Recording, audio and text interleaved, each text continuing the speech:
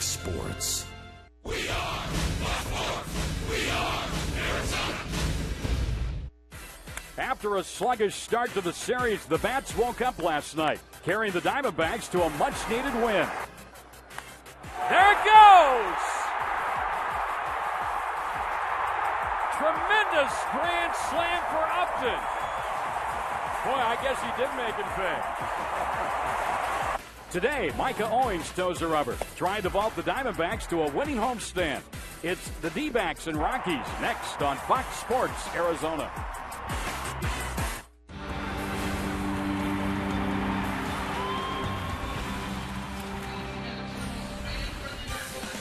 Hopefully a little cooler up in the Grand Canyon here in the Grand Canyon state of Arizona. This long homestand comes to an end this afternoon. Diamondbacks baseball presented by Sanderson Ford. It's the Diamondbacks and Rockies concluding this three-game series. It's the rubber game. Take a look at the standings in the West. The Diamondbacks stay 4 behind the Giants, 6 ahead of the Rockies, who are in third place in the division. Hi again, everybody, along with Mark Grace. I'm Greg Schulte, and for Darren Sutton. Darren will rejoin us on Tuesday when the Diamondbacks kick off the road trip in San Diego. Gracie, the Diamondbacks, that number 5 spot of the rotation has been a problem spot for them all season long. Mike Owens going to get the shot today. Yeah, it's certainly been a sore subject for Kirk Gibson and the Arizona Diamondbacks. It started with Armando Galarraga. He couldn't do it. And the torch was certainly passed to Barry Enright. Well, he didn't do it either. Zack Duke got an opportunity. Well, he didn't do so well either, so they went back to Barry Enright. Well, that was a disaster as well. Now, Micah Owings is going to get a chance to fill that number 5 slot in the rotation. He has thrown the ball beautifully out of the bullpen, Greg. Now he's going to get that opportunity to maybe settle in as a starter for the Diamondbacks. Pretty good numbers against the Rockies in his current 3 starts. Ubaldo Jimenez started off poor, but you can see he's really picked it up over the last 10. He's becoming the Ubaldo Jimenez that the Diamondbacks came to know too well in his career.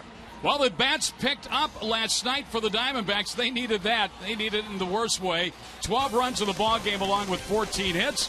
We'll see what happens on Sunday Fun Day here at Chase.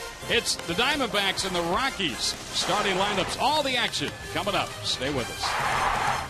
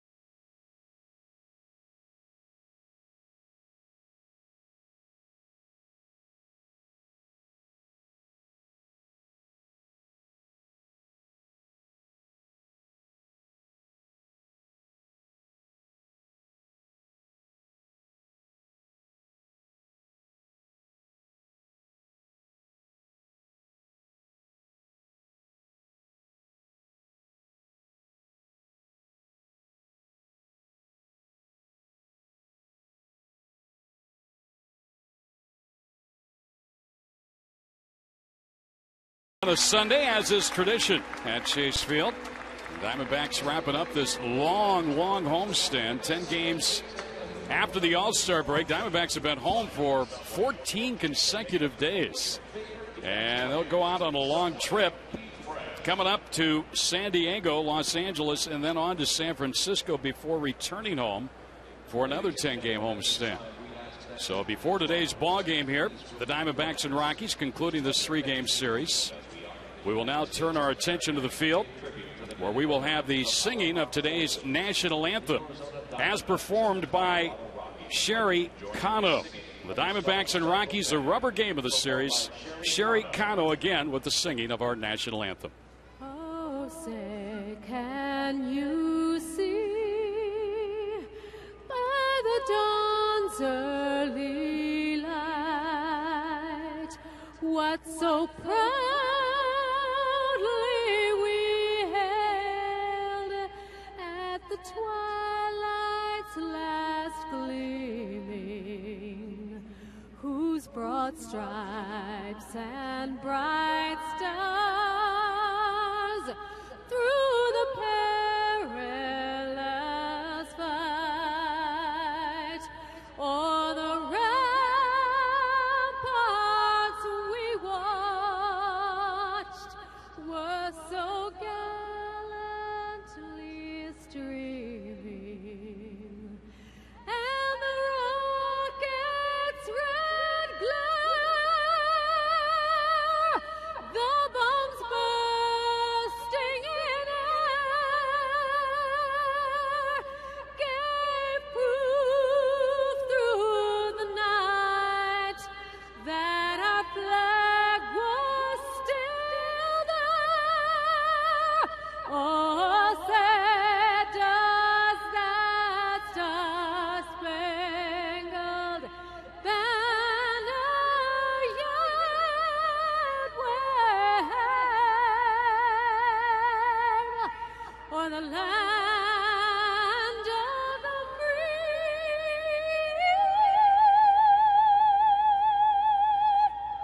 and the home of the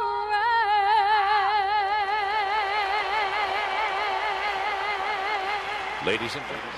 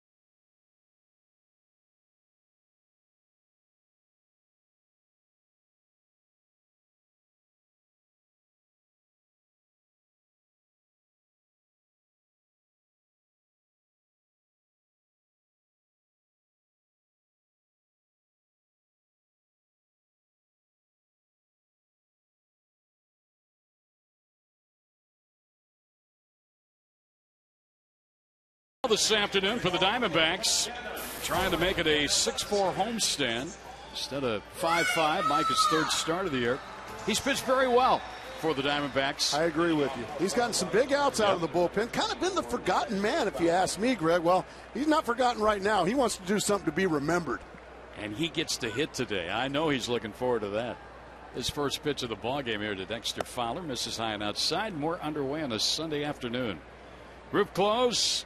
Panels closed. 95 outdoors, but it's heating up. 76 indoors as we start this one.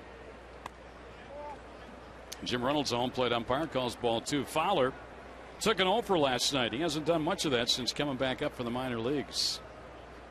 Had a big night the other night, Friday night. 3 hits. Here's a strike. 2-1. That's been one of the areas where Mike has really improved on, getting the ball over the plate more, attacking hitters, getting ahead of the count, and that makes the hitter have to swing the bat. And it also opens up your entire arsenal. There's a foul, and it's 2-2. The Rockies just starting their road trip. The Diamondbacks will start one on Tuesday. And they've been home, as we mentioned, 14 consecutive days. Well, with the All-Star break and the 10-game homestand. Jim Tracy. Looks like he's got the contacts back in today. Doesn't have to wear the glasses.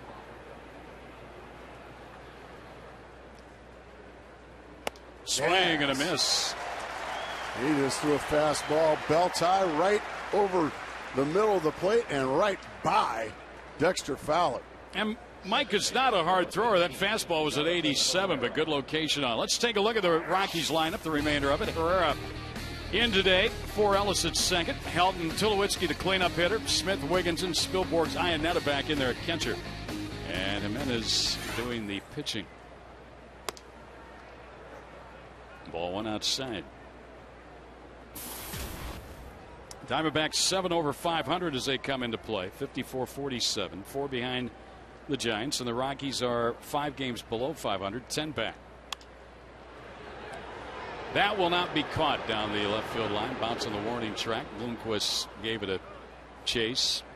For the Diamondbacks today, Gerardo Parra, if you were with us last night, was hit late in the ball game on the wrist. Was originally in the lineup, but they're going to give him an extra day. So he has been scratched, and Xavier Nady is in left field and in the 2 spot in the order for Parra. There's X. There's a liner down the left field line that's fouled out of play. Now here we are, July 24th, game number 102 for the Diamondbacks, and as we mentioned, 7 above 500.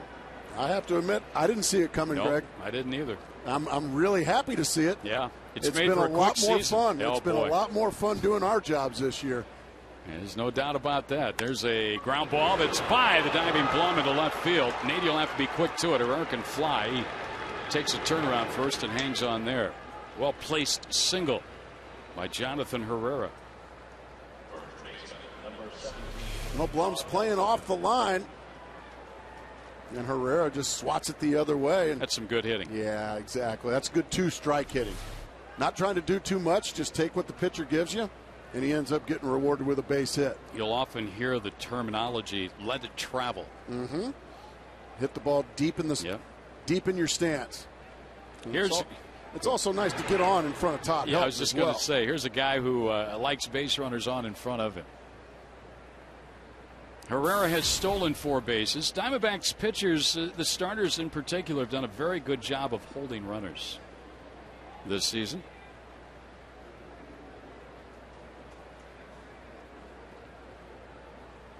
And Helton will take a pitch a little bit low and inside, ball 1.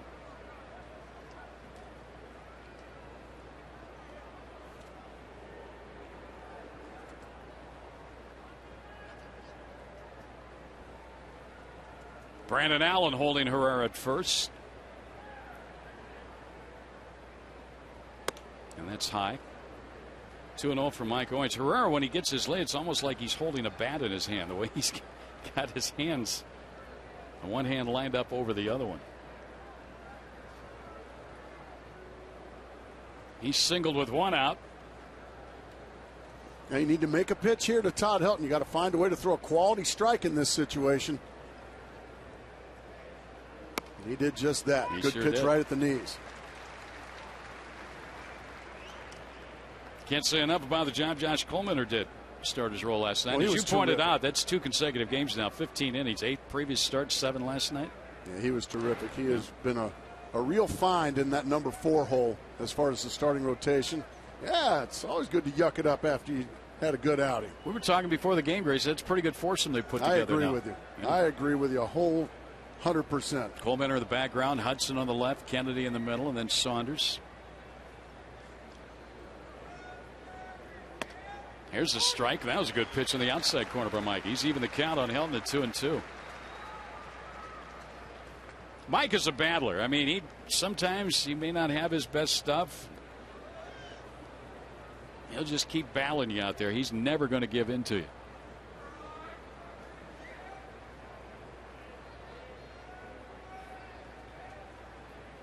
Inside 3-2, and I'm guessing Herrera's going to be going here. No, and one thing you know, every time Mike Owings takes the mound, even though he doesn't have the blazing fastball or maybe what you'd call the puzzling stuff, what he's got is a lot of heart and a lot of guts. And he doesn't care if it's Todd Helton or the 25th guy on the team. He's going to attack you just the same. He's not going to back down. Charles Nagy, first season as the Diamondbacks pitching coach. And he's had a lot of pitchers to work with here in 2011, but that's normally the case. You've got injuries to deal with, some ineffectiveness, some call-ups.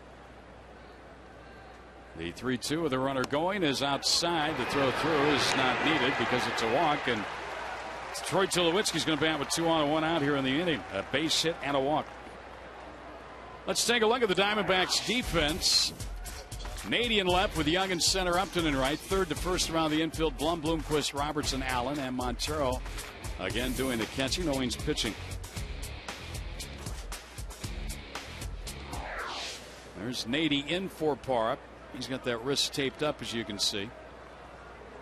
I don't think it's anything serious. X-rays came back. They were okay. Just an owie. Yep. And plus, with the day off tomorrow, you give him an extra day. Here is Tulowitzki now.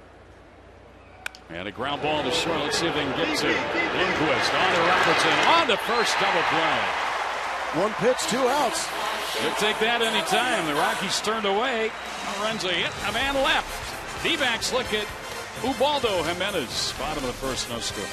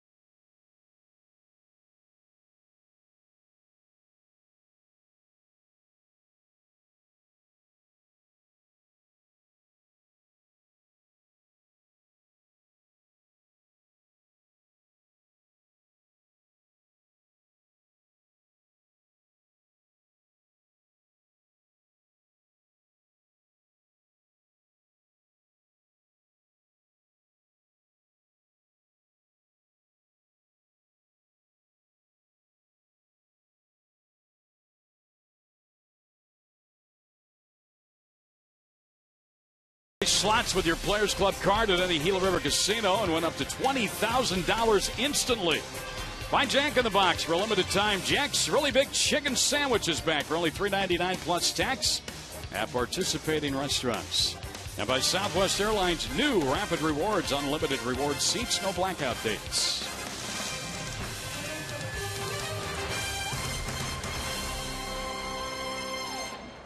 Mike Owings got a much-needed double play to end the first inning, and now Ubaldo Jimenez to Willie Bloomquist. And it's a strike. Ubaldo doesn't throw as hard as he used to. He's in the low 90s now. Used to be up there around 100 miles an hour consistently, but he's starting to learn to pitch with it. And what I mean by pitching with it now, he's had to learn how to throw the ball in the corners. You can throw the ball down the middle when you're throwing 98, 99, 100 miles an hour. But now he's had to change speeds more often and use the corners and keep the ball down. Bloomquist goes to the right side but hits it at Herrera. He throws on to first, 1 away. The Southwest Lineup for the Diamondbacks. Nady will bat now, then Upton, Young in the cleanup spot. Montero, Blum, Roberts, Allen, and Owens. And last night it was Upton and Montero at 3 and 5, who proceeded to drive in 11 of the 12 runs. Upton had 6, including a grand slam, and Montero drove in 5, including a 2-run home.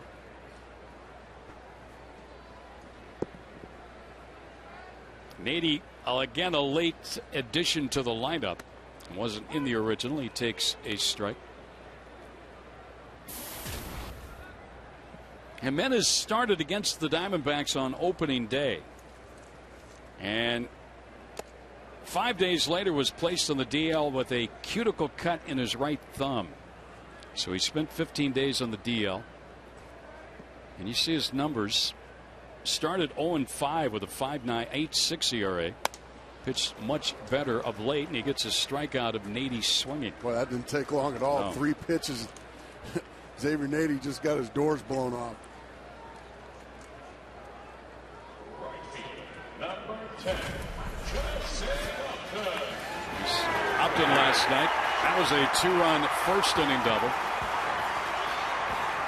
And then a little later in the ball game, this and that.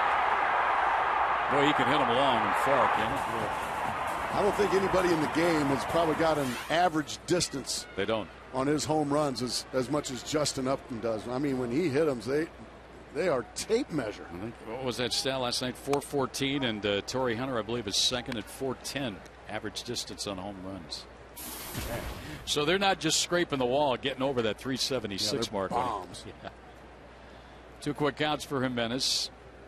And he throws a strike. Well, Jimenez's name has been bandied about in trade rumors.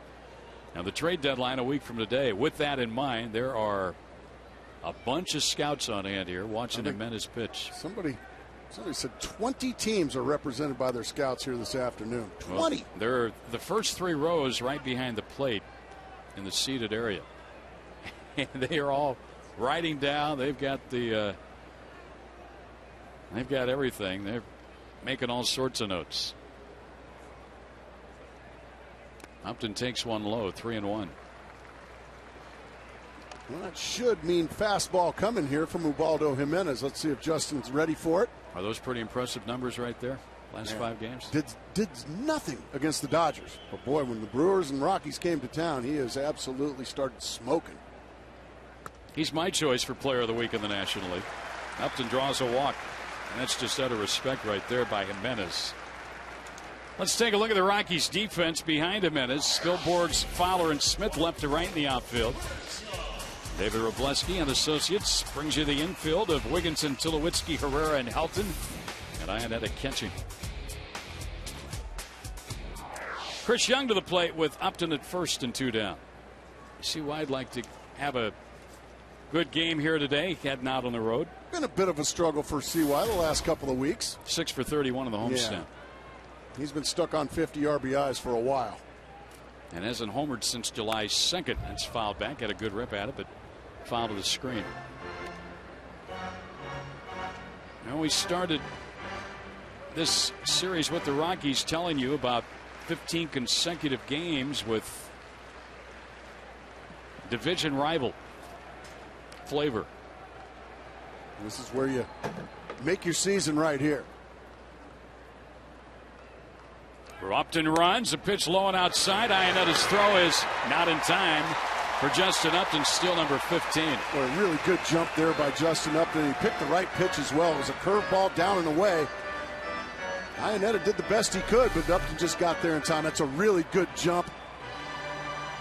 And the throw just a little bit late. So now Justin Upton in scoring position here with 2 outs. Was he playing with a ton of confidence right now? He's just letting the game come to him, and he is just having fun playing baseball. Hey, it's Cold Stone time. It sure is. I love Sunday ice cream day.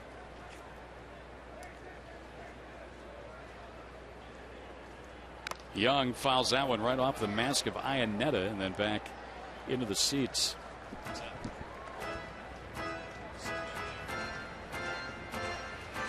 So 1-2 on Young here. With 2 outs in the opening inning, Diamondbacks a base runner at second with Young at the plate.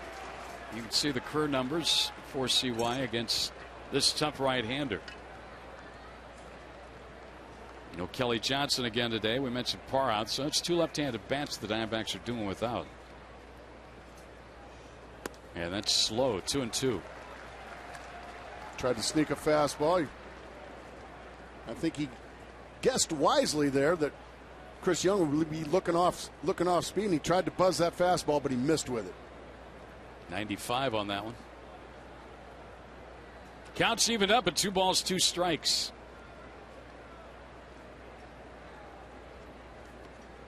And a ground ball down to third. That's a foul ball.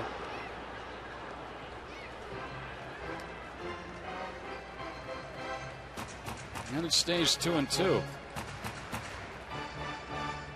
Upton back to second with 2 men out. Diamondbacks, we talked about this last night. 3 players now with 50 RBIs and 3 more with 40. The only team in baseball with 6 players 40 or more RBIs. That's just consistency in your lineup. Boston is second. They have 5 of 40 or more. 2-2 pitch. Popped up foul back and out of play. CY's putting a pretty good at bat on him right here. He's making Ubaldo work. Spoiled a really good pitcher's pitch right there. Outside corner. Montero with bat next. Go ahead, Chris. Yeah, you give yourself a fighting chance here. He might make a mistake here and you can hurt it.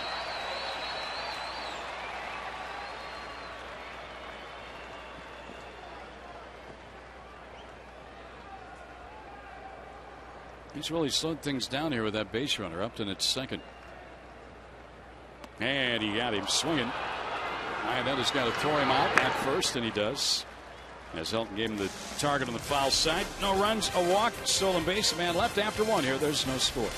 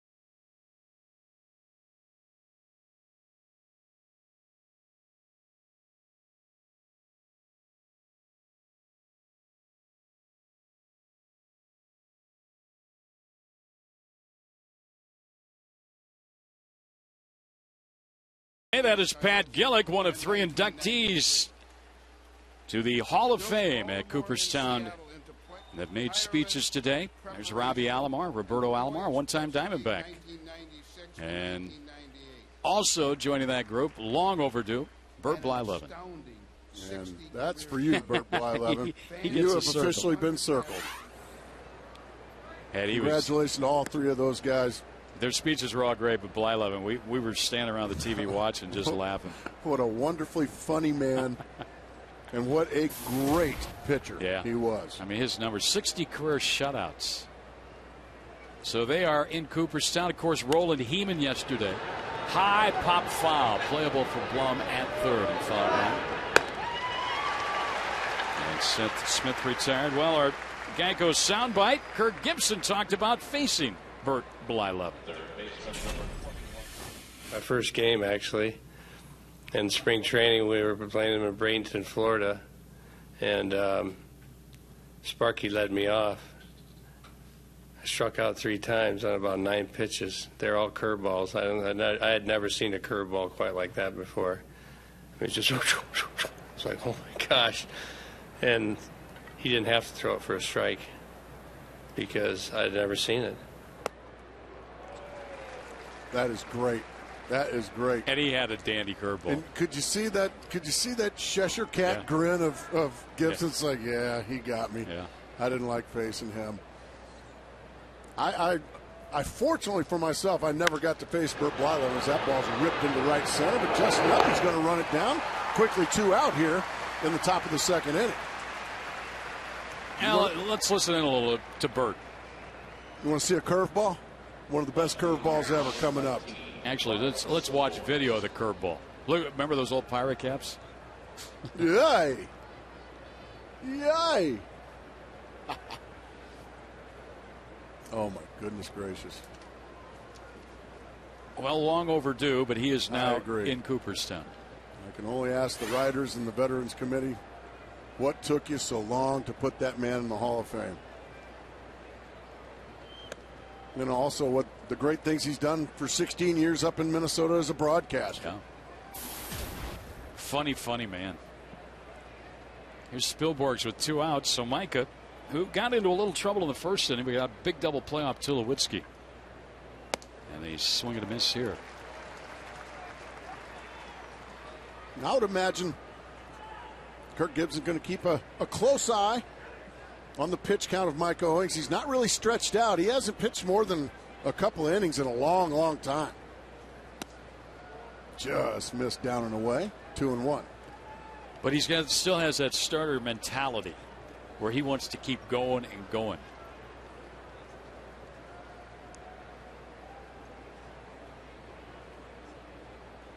There's a line drive, but that's foul by Spielborgs. Okay. With the thought of what has been achieved by the great ones at Cooperstown, which achievement will not be reached again? Our Kia Text poll. 300 wins, 3,000 hits, 3,000 strikeouts. Or they'll all be reached. I think they'll all be reached. What do you think? Well, those are unbelievable feats. First off, let me tell you today's poll presented by your local Valley Kia retailers. By texting above, fans consent to receive a message from Kia Motors. I think the most difficult one, I think, would be 300 wins now. Yeah. But we just saw Greg Maddux, Roger Clemens, Tom Glavine. They all sailed by. And what we were looking at, Sabathia is 30 years old, 31. He has 171. He could get there certainly. Yeah.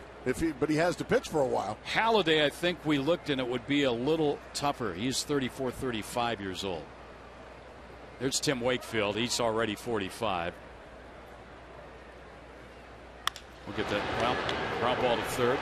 Blum, if he makes an accurate throw, it's a 1-2-3 inning for Micah, and it is. We'll get back to it. But again, take part after 1.5 here at Chase. Nice crowd on hand on a Sunday. There's no score.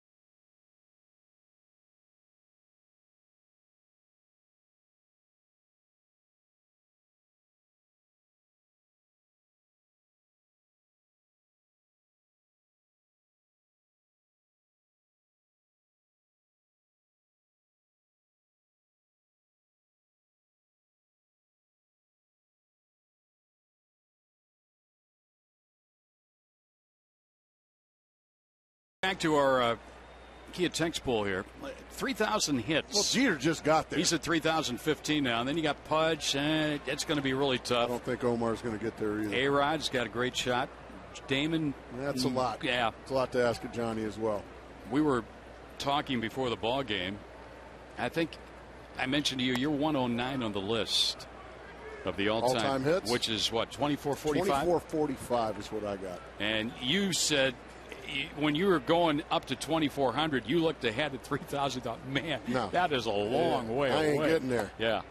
And, you know, that I don't have any regrets at all. I was just so fortunate and lucky to play the game as long as I did. But I would have loved to have gotten to 2,500.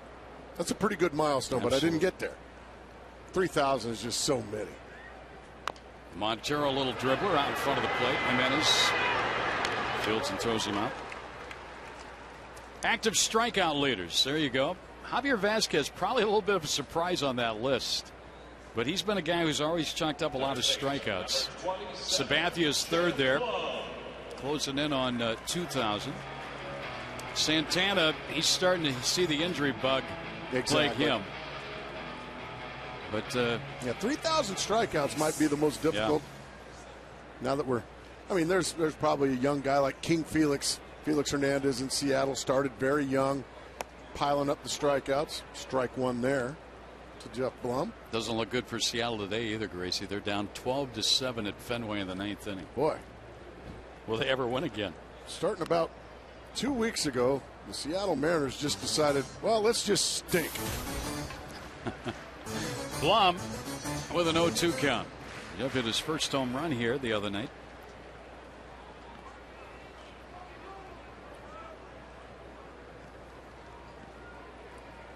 Jimenez ahead quickly, 0-2 with one out. And strike three, take a seat, two down. Third strikeout for Jimenez. All-time strikeout leaders. See RJ there at number 2. That's a pretty impressive list right there. And Bert Blyleven, number 5 with 3,700 strikeouts. All those victories just today is entering Cooperstown. And 60 shutouts. Yeah. A very funny speech he gave. Gave up a home run to the very first, as a 19-year-old, gave up a home run to Lee May, the very first batter he ever faced in the big leagues. Said his manager came out to the mound and said, "Don't worry about it, kid. It ain't the last home run you're going to give up." And Bert said, "I didn't know what a genius he was because I went on to give up 429 more." 430 home runs given up. Jay Bell, first pitch he ever saw in the big leagues, he homered up Bert Blyleven. Really? Yeah. There's a ball into the dirt. Nice little feather in your cap there for Jay. Jimenez falls behind Ryan Roberts, playing second again today with Kelly Johnson. Nursing that calf tightness. There's a line drive, and that's a base hit into center field by Roberts. He takes that hard turnaround first as Fowler gets it back in. So there's the first Diamondback hit of the afternoon. He just picked out a fastball in the middle of the plate and lined it right back where it came from. Ryan Roberts wore a size 4 collar last night. He went 0 for 4, so that's going to feel good over there at first base. See what it feels like to run the bases again there, Ryan Roberts. Of course, Jimenez back in 2010 became the first Rockies pitcher to toss a no-hitter. He did that in Atlanta April 17th, 2010. Here's Brandon Allen now with 2 outs and a runner on. Allen's gone 3 for 18 since coming up from Reno. 2 of those hits have been home runs. Roberts will draw through and get back in. Now you can run on Jimenez. He's given up 13 stolen bases, 1 today to make it 14. The Upton steal in the first inning. And Roberts doesn't like to wait around long. He's stolen 13. Allen will look at a strike. With a win here today, the Diamondbacks would finish this homestand 6-4. They're trying to get to 500 against the National League West. They're currently 15-16 teams in their own division. Yeah, and if you can find a way to beat Ubaldo Jimenez, the ace of the Colorado staff, and you've got Micah Owings, a guy filling in the number 5 slot right now. Well, that off day would be a lot more welcome tomorrow if you can find a way to send the Rockies out of here, beating them 2 out of 3.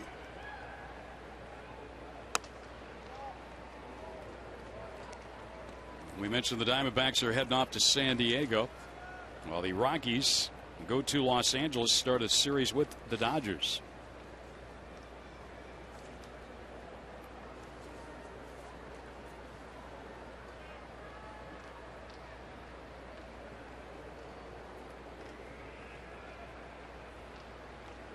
Boy, it's quiet in here, isn't it?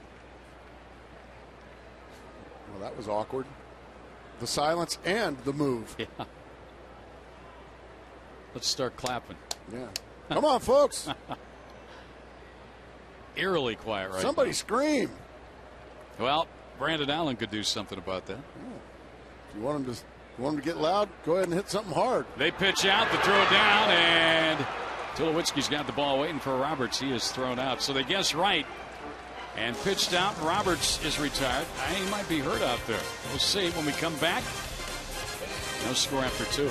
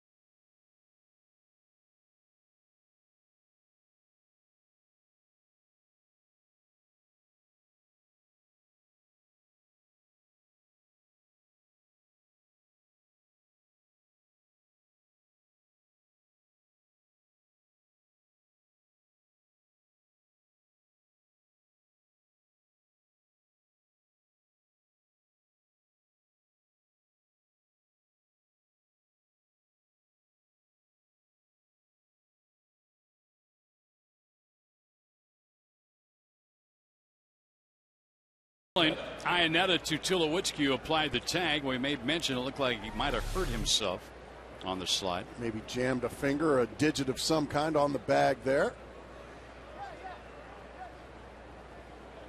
On the glove, maybe. But he's just fine.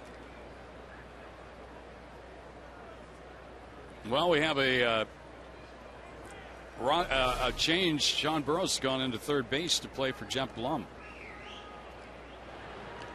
It's falling like flies here. I'm telling you, what is going on with the D-backs lately? Stephen Drew, Kelly Johnson. And now, I don't know what Jeff Blum did. Well, he'd only played 7 games since coming off the disabled list, but he is out. Parr, of course, sitting this one out. They'll give Burroughs a throw or two. Well, let's hope Jeff Blum's okay. Golly. It's been an injury-prone homestand. First, Stephen Drew. He's out for the season. The fractured ankle, had surgery. Parr hit on the wrist last night. He's out today. Kelly Johnson, calf. And now Jeff Blum leaves. Maybe he's going to be looking for pitchers to volunteer to play the field, I guess. Alan Trammell. Maybe that ground ball to end the last inning off the bat of Ryan Spilborghs may have come up and took a bite out of his hand. Somehow that one missed Chris Ionetta here to start the third inning. That almost took a bite out of him. Ionetta, Jimenez, and Fowler. Yeah, maybe jammed or possibly even broken a finger or something like that. The reinforcements. Yeah. 2-0 the count. Kelly Johnson. He's out for a little while with a calf problem. Cody Ransom right next to him. Micah had a 1-2-3 second inning. He's 3-0 here on Iannetta, who this season has drawn 55 walks. Micah's going to take a little stroll, rub up the baseball, have a little talk with himself, and get back to business.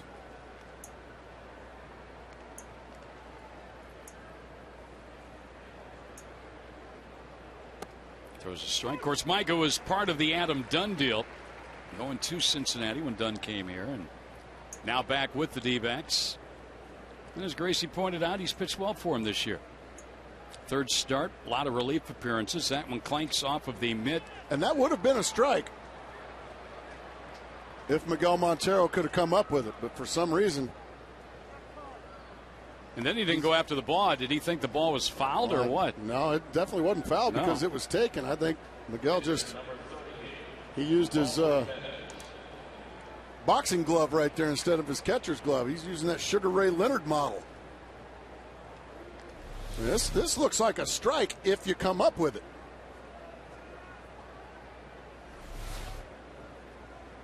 I don't know if he knew that was ball 4 or not, because again, he did not react and go after the baseball until they started yelling, and Iannetta was really moving down to first in case he had a chance to go to second.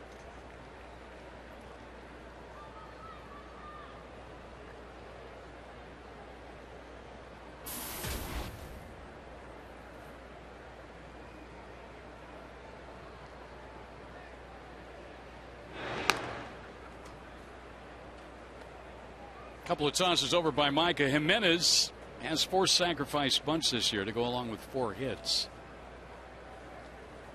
Trying to get a runner into scoring position here with nobody out in the inning.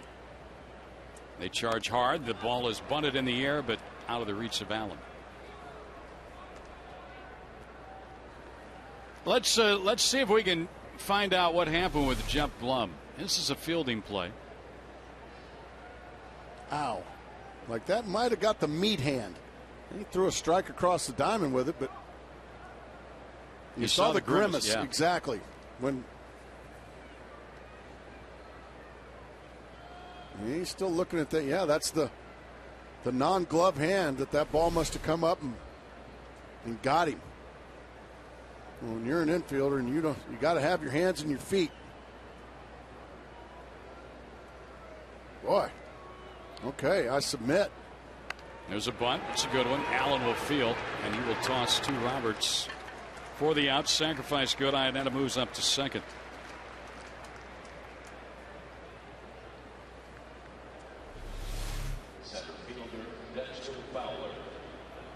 Yeah, he's got to take that hand off. Ouch. At that point in time, it looks like he's just battling through that at bat. That's when you're hoping to draw a walk, because the last thing you want to do is swing. Dexter Fowler now with a runner in scoring position. Iannetta 1 out in the inning as the Rockies trying to get on the board first here. Fowler struck out swinging first time up. Takes the ball inside.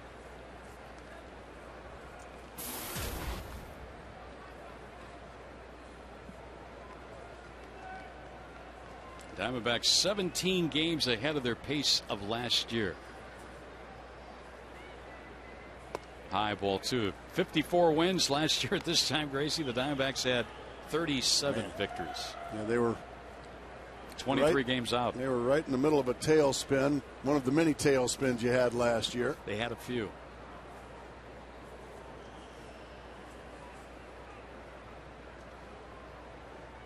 That's a different looking infield we have out there right now from what started this season. Micah having trouble throwing strikes. He walked the leadoff man, and then after a sacrifice, now he goes 3-0 on Dexter Fowler. And, well, that's asking for it.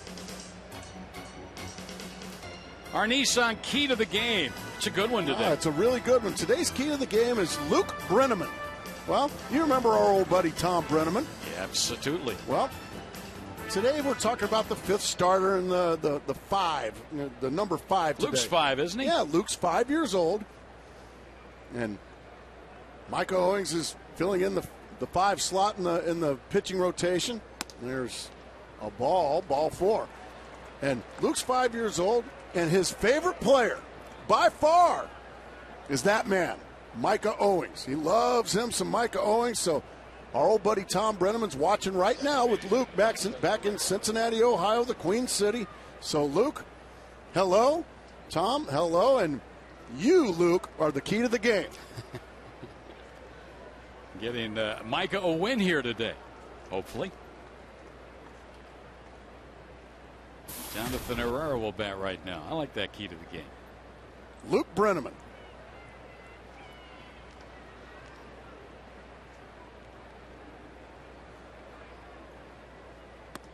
Breaking ball misses inside. Micah has thrown 39 pitches. 20 of those have been balls here. He's walked 3. And he's in trouble with a couple of walks in this inning. And falling behind is going to get himself in some big trouble if he's not careful. Can he find a way to get a ground ball? Herrera runs very well. Runners go. The pitch is popped up. Shallow right center. Who's going to get there? Upton makes the catch and the runners retreat. Well, I'm going to have to disagree with Jim Tracy right there. They played hit and run right there, and it came back and bit him. When a guy is struggling with his control, like Micah Owings is doing right now, the last thing you want to do is force your hitter to swing the bat. That ball was a little bit up and a little bit in. It would have been ball 2, but instead they play hit and run, trying to force the action. And I just think that's an opportunity where you do not force the action. If a guy's going to be wild, let him be wild. So that's a free out right there. And a big sinking out for Micah. Now he's got Todd Helton to deal with 2 on 2 out. And Helton hits it on the ground to second to Roberts. That's where you say thank you very much, Colorado Rockies. No runs. That was for you, Luke Brenneman. Atta baby. Keep her rolling, Luke. He's not spoiled by his grandpa, is he?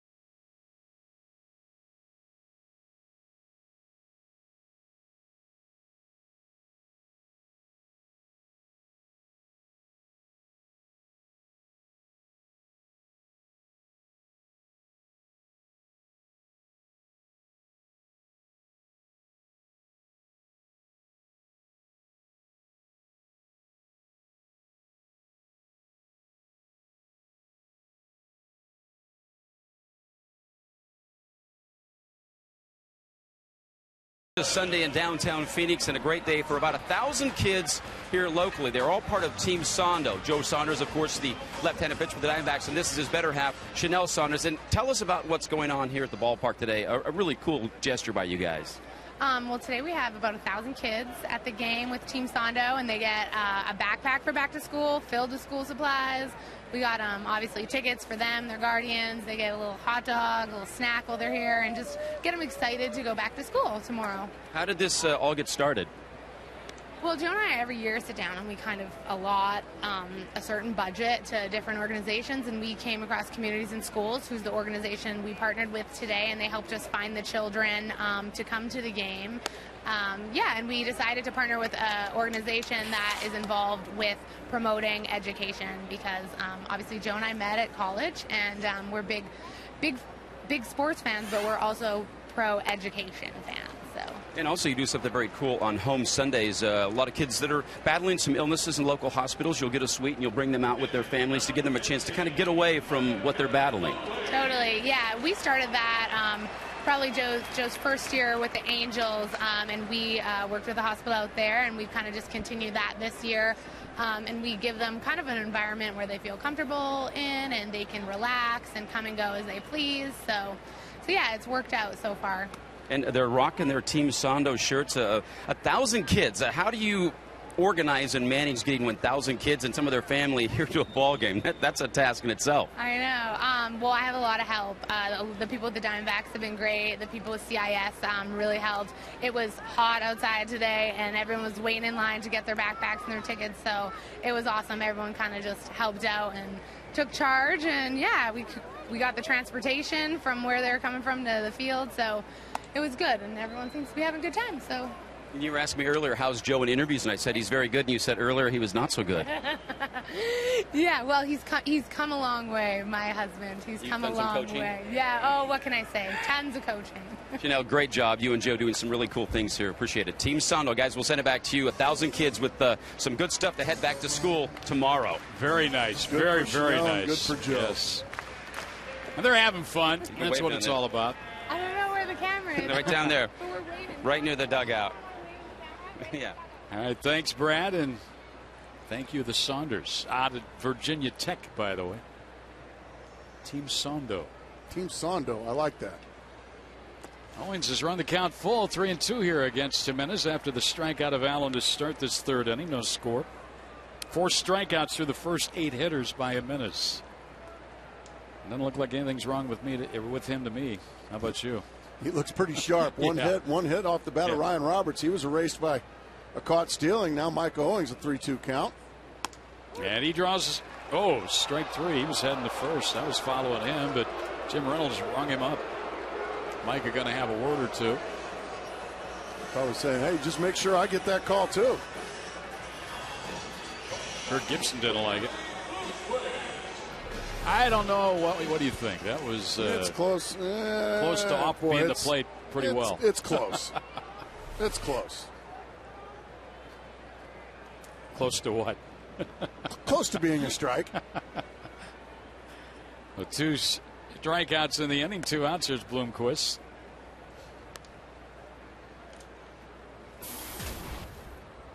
He mentioned the Hall of Fame recipients again today. Pat Gillick, Herb Lila, Roberto Alomar, and of course our own Roland Heeman, special assistant to Derek Hall. He received the Buck O'Neill Lifetime Achievement Award yesterday. Dave Van Horn, our good friend, the Ford C. Frick Award, and Bill Conlon, the J.G. Taylor Spink Award. Very good group going in here in 2011. The Hall of Fame is a better place because of that, because of today. Bloomquist grounded his second first time up. And he sees the count go to 2-2. Padres lost earlier to Halladay and the Phillies 5-3. The Giants are in a 1-1 ball game, third inning at home against Milwaukee, and the Dodgers are up 2-1 over Washington in the third. There's a chopper foul down to third. If we get word, and we will sometime here on Blum, we'll pass it along to you. He was in the lineup, had to leave. Some kind of a hand injury. Started at third. Parr was originally in the lineup, but scratched before game time. Hit on the wrist yesterday. They're going to give him a day with the day off tomorrow. Nady got the start. Kelly Johnson's out. Of course, Stephen Drew is out for the season. The banged up Diamondbacks playing up against the Rockies. There's a little floater to right. On comes Smith, and it'll fall in front of him for a base hit. Boy, Willie's gotten a lot of hits to right field this year, Andy. Yeah, he just he rarely pulls a ball. It's usually up the middle and the other way, and that's just good 2-strike hit. That's just emergency swinging right there. Putting the ball in play, giving yourself a chance. And now you've got speed on the bases with 2 outs. And Xavier Nady in the box. Next struck out swinging first time up. 14 hits to right field, 23 to center, and as you can see, only 13 balls pulled to left field.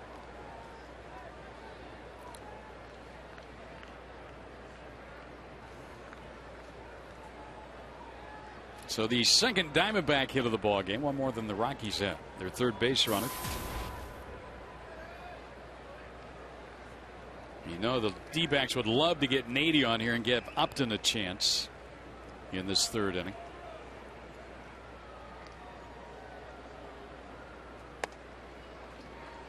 Ball went outside.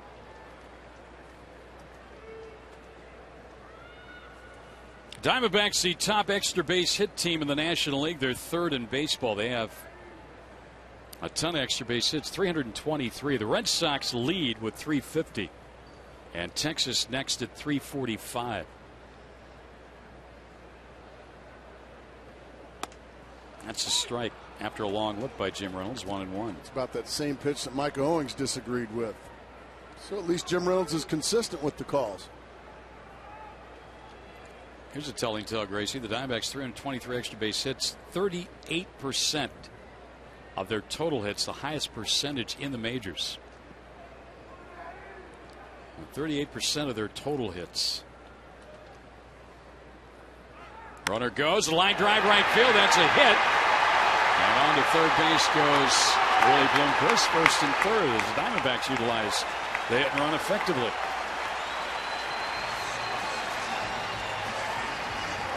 With Bloomquist on the run, Xavier Nady just lines one to the right side.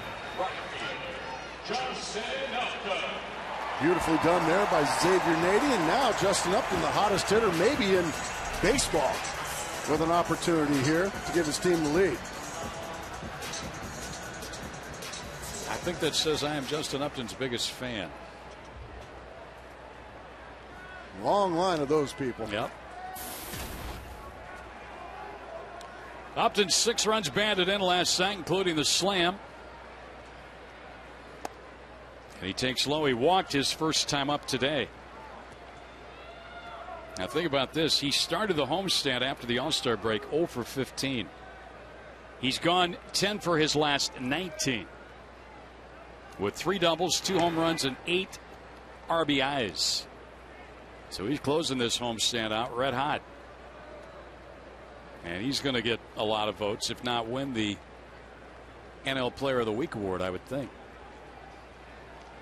Trying to give the Diamondbacks a third inning lead here, first and third. Back-to-back hits with 2 out. Go ahead and solidify that Player of the Week, driving in a couple right here. Line drive. That's a hit. Into the right field corner. Extra bases. Bloomquist scores. Here comes Nady. Turning third. The throw to Helton. No throw to the plate. 2-0 Diamondbacks as Upton has now driven 8 over the last 2 ball games.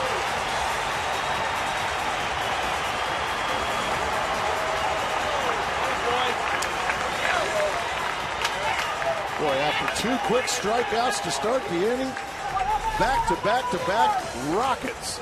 Bang! Right over the top of Todd Helton's glove, and once it gets by Helton, it's just a matter of can Xavier Nady get around the bases in time? And the answer is yes. Matt Williams wheeling him all the way. Let's go, X. Let's go, X. Come on. And then when Seth Smith overthrew the cutoff, man, Xavier Nady was easily scoring. 2-0 Diamondbacks. Upton's biggest fan. Look, you can see the poster there. He's got it in his seat. He's hopping up and down. RBI's number 55 and 56 now for Justin Upton. He's going to get to 60 pretty quick the way he's going here, isn't he? Yeah, he hadn't really seen much of the 50s. No, that's good. Keep rolling. Well, there he did what you asked him to do. Go ahead and solidify that Player of the Week, huh? Average back up to 295. 11 for his last 20. 10 runs batted in. 4 doubles, 2 homers. That ball's into the dirt. Boy, nothing like a 2-out rally. Started with a bloop hit by Bloomquist to right. Hit and run, a single to right field by Nady. And then the scorcher down the right field line to drive in 2 by Upton.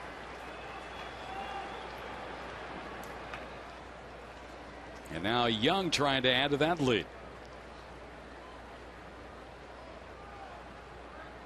Fouled it back. That pitch was up.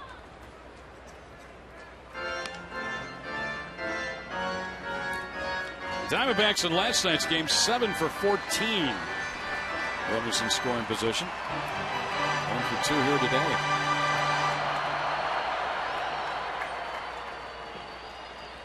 Another thing I like to see is all three of those base hits were to the opposite field. Bloomquist once again being the igniter. Young lays off. Yeah, it was kind of a soft hit, a line hit, and then a smash. Exactly. All to the opposite field by right-handed hitters.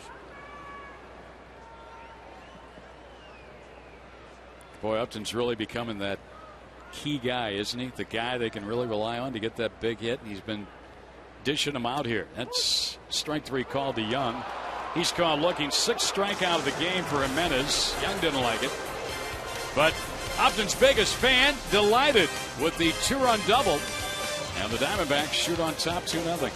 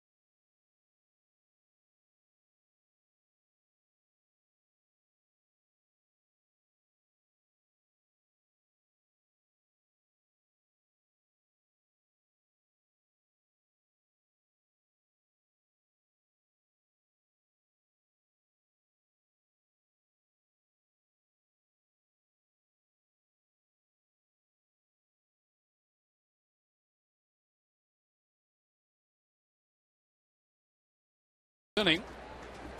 And Micah Owens back to work now with a 2-0 lead. He'll face Tulowitzki, Smith, and Wigginton. Justin Upton comes through again. 2-out, 2-run double. Tulowitzki hit into a double play in the first inning. He shows bunt, drops it down, but foul third base line.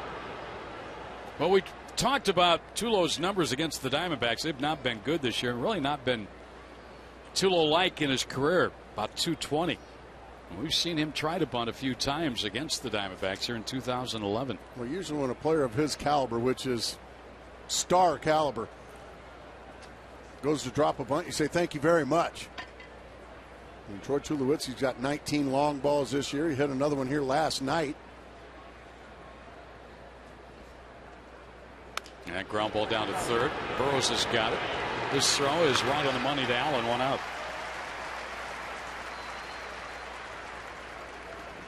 And now Seth Smith.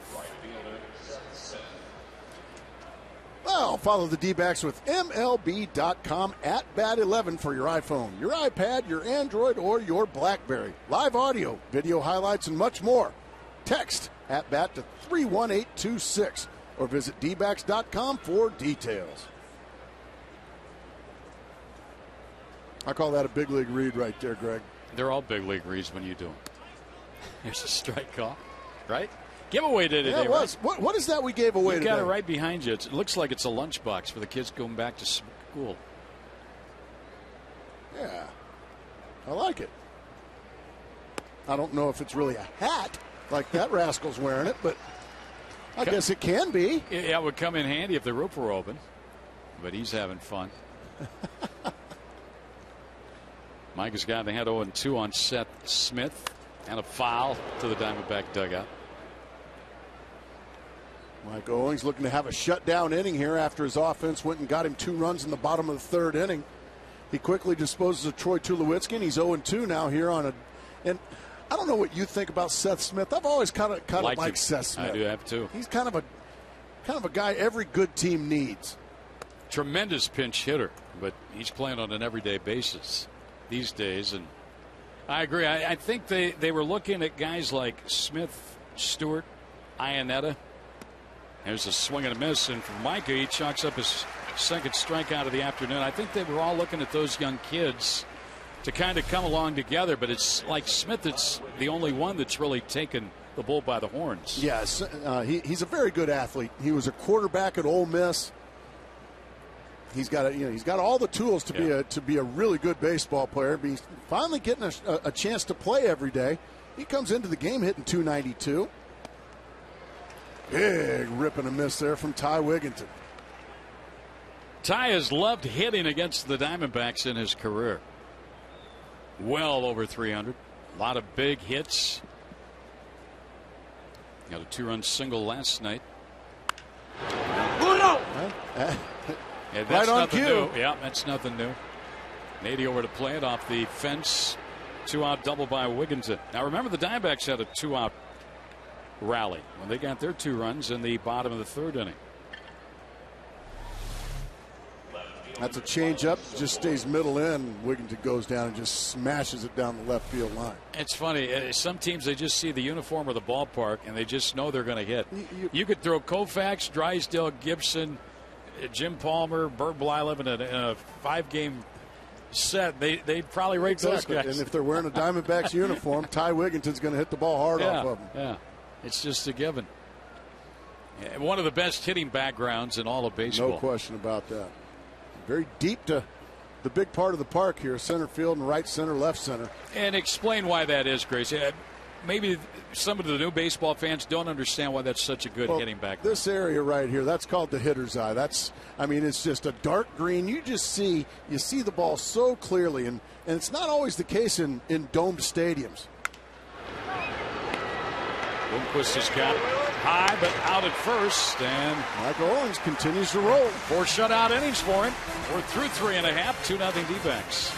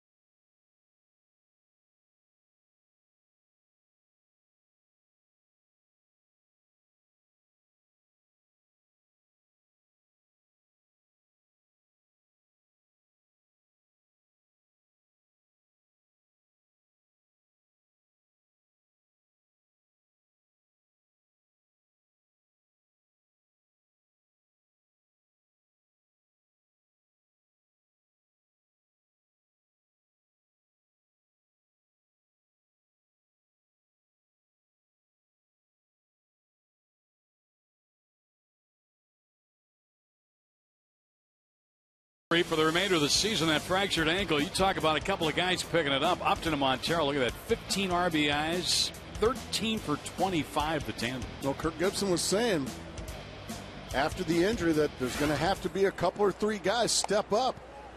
And so far since the injury, that awful injury to Stephen Drew, the 3 guys in my mind have been Montero and Upton, but also Willie Bloomquist. Yeah. Yep. Willie in that leadoff spot, been setting the table, getting some key hits as he did in the 3rd inning. 2-out hit, led to 2 runs. Montero had a big night last night. Drove in 5. We mentioned Upton drove in 6.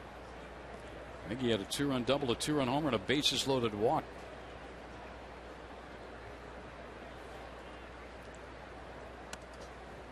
And that will miss inside to him. 2-1 the count. Diamondbacks about hit the Rockies 4-2. And currently lead it by a 2-0 count here.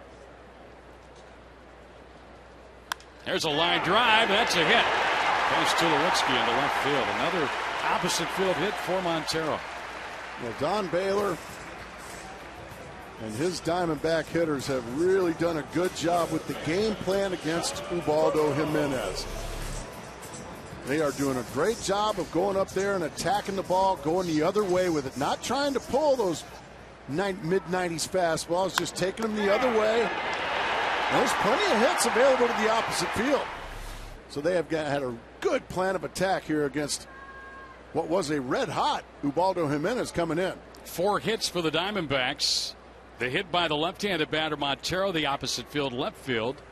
And the 3 hits by the right-handed hitters, all going to right field. This is Burroughs batting for the first time. He's replacing Blum. He came into the top of the 3rd inning. Blum left to some sort of hand injury. Haven't received word yet. Sometimes the best games you have are the ones you're not expecting to play. Yeah.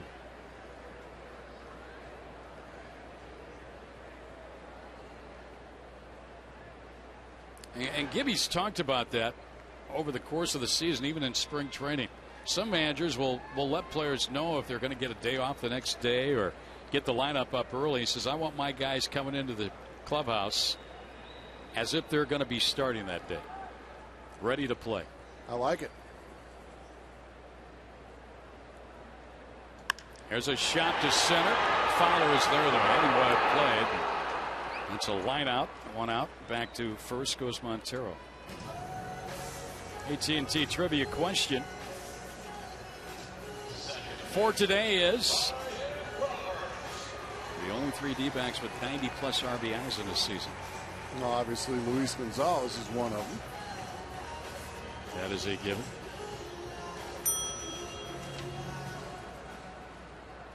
Mark Reynolds. Hello? I'm going to say Adam LaRoche.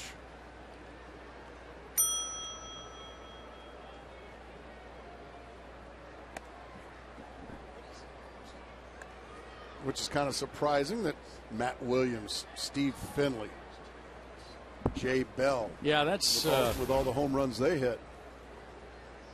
Didn't drive in 90. Oh, yeah, they did. Did they? Sure. So it seems to me like the trivia. I don't think that was. I don't think that was worded correctly. Fly ball, center field by Roberts, hit deep, but it's going to be an out if Fowler makes the catch, and he does.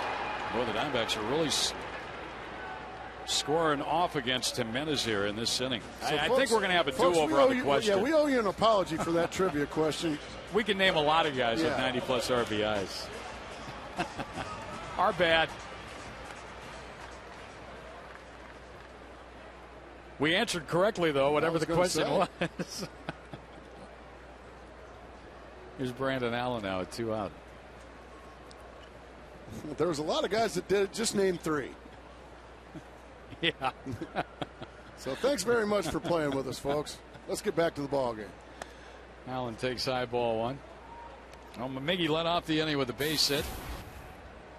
Burroughs a line drive to center, and Roberts a deep fly ball to center. Allen trying to make contact this time after striking out first at bat.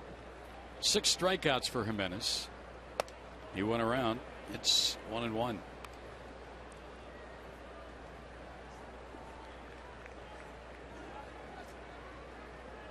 Willie Mo Pena has been released by the Diamondbacks. That announcement coming today. Well, Willie Mo, thank you for what you did up here. You hit some really long homers. Helped the Diamondbacks win a few ball games. 1 walk-off, remember? Mm-hmm. Against the Cleveland Indians here not too long ago. One of the longest home runs we've ever seen in Detroit.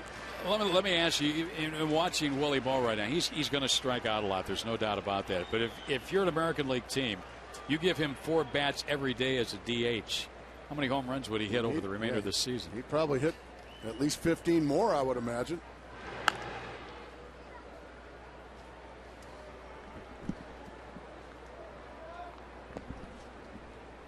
2-1 count here on Allen, who's had 3 hits since being called up. 2 of those have been home runs. 1 long home run. Speaking of long home runs, here was one that wasn't real long, but it got the job done by Willie Moore.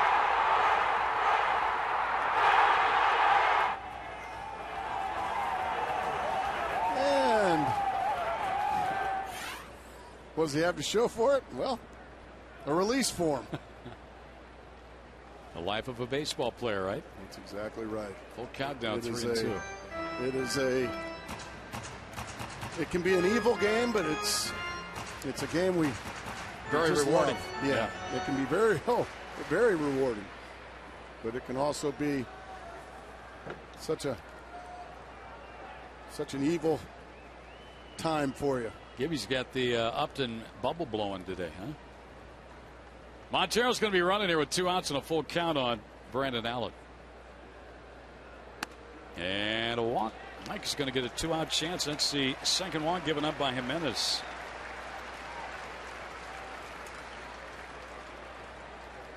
He'll be kicking himself for walking the number 8 hole hitter. And now Micah Owings can be cleared. He was a strikeout victim his first time up.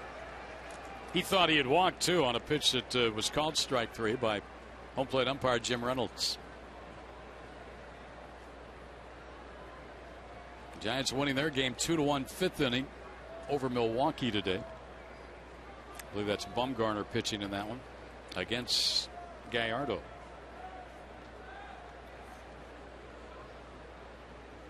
Ground ball back up the middle, center field base hit. Here comes Montero, and he will score. And Micah Owings contributes an RBI single. It's 3-0 Diamondbacks. Another 2-out hit. There you go, Luke Brenneman. Well, what a weapon, a guy like Micah Owings. Daniel Hudson comes to mind, too. Guys that can help themselves with the bat on the day that they're pitching. He just rifles this one right back up the box. Nobody home up the middle. And Montero scores easily, and the Diamondbacks add on. And Willie Bloomquist a chance to make it even more here. Good stuff there from Micah Owings. 6 Diamondback hits in the ball game now. Maybe he'll get the oxygen, and he'll put on the catcher's gear and go back out there. Bloomquist has got a hit. 1 for 2 with a run scored.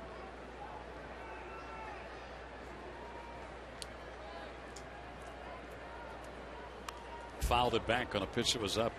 Chased one up around his beard area.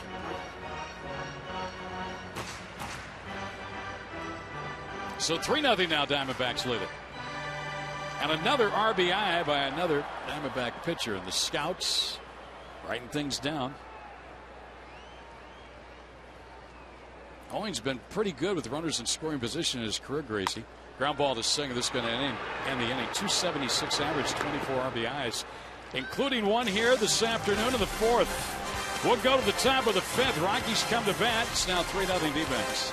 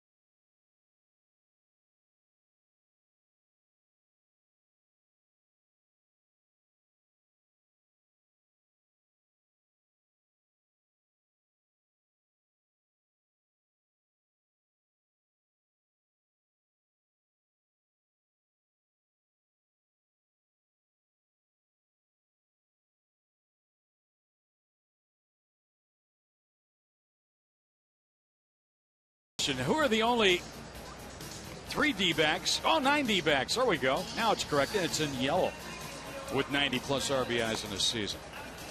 So it's 9. And there they are. Gonzalez, Finley, Reynolds, Bell, Williams, Gloss, Young, LaRoche, and Reggie Sanders. That's more like it. Yep. We're not afraid to admit our mistakes. But we got 3 of them right. Yeah. Hey, Grace, call me. What do you want me to call you? I'll call you a lovely little gal. That's what I'll call you. Micah has given himself a 3-0 lead now with an RBI hit. High net to right field. Long run for Upton, and that ball goes foul. Boy, he was motoring toward that foul line. And as a player, you really have to be a little cautious when you get over there near that wall area. Remember the play that Jose Bautista made in the All-Star game down that right field line? Absolutely. One of the better catches you'll see in down an there. All-Star game. Yeah, that was awesome. Boy, if Pittsburgh would have known what... I think there was a few teams.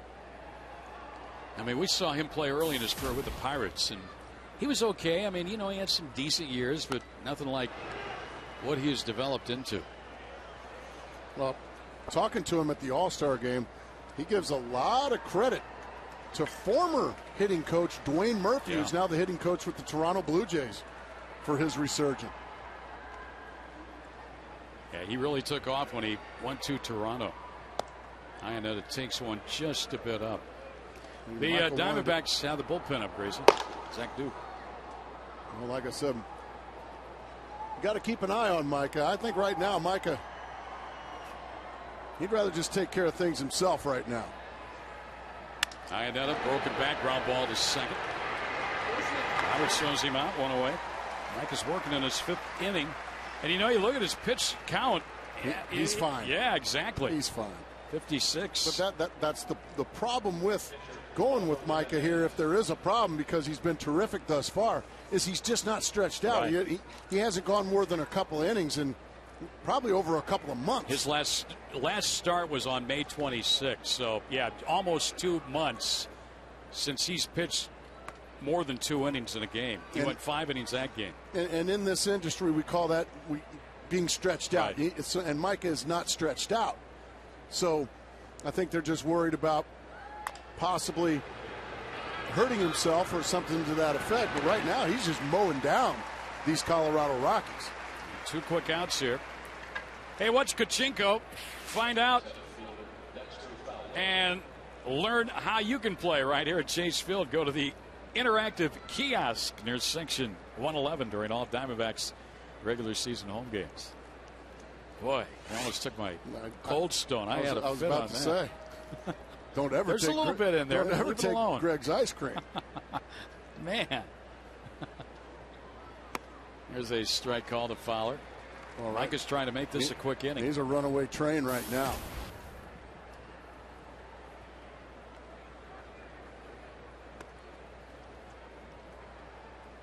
You know, sometimes, Gracie, you get released by a ball club and then you hook on and you ask for an opportunity with your former team, as Micah did. You don't start with the parent club. You get a chance to be called up. You know, maybe this is your last opportunity. You got to try and make the most of it. I think he's just comfortable in this uniform. He's comfortable in this clubhouse and with this group of guys, and he's comfortable in this ball game. And very comfortable on that mound right now. He's got a 1-2-3 fit, 3-0 D-backs.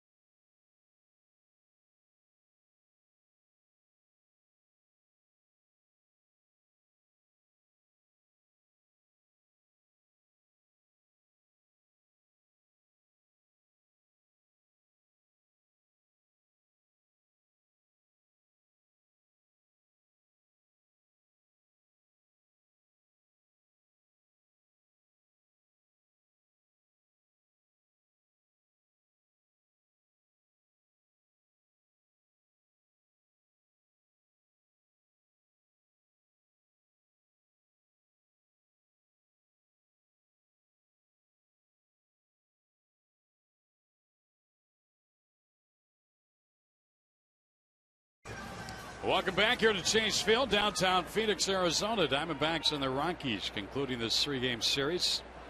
Now the Diamondbacks at the moment with a 3-0 lead as we go to the home half of the 5th. Nady, Upton, and Young. Nady takes one outside, ball 1. X has struck out and he has singled to right field and scored on the Upton double in the 3rd. Way outside. Back-to-back breaking balls. Back-to-back wide ones now. Nady's got him in a fastball count, a hitter's count. He can look to do some damage with a fastball in the zone here. X not originally in the lineup. Parra scratch, hit on the wrist last night, giving him an extra day. 3-0. Good discipline there, laying off a good sinker from Jimenez. 3-0, as you said. As we speak, Zack Duke continues to loosen in the bullpen, which might be the indicator that Owings will be done after 5. There's a foul back. Boy, he had a good rip at it. I like that. If you're going to swing 3-0, don't be passive. It needs to be like that. It needs to be swung with bad intentions, and that was.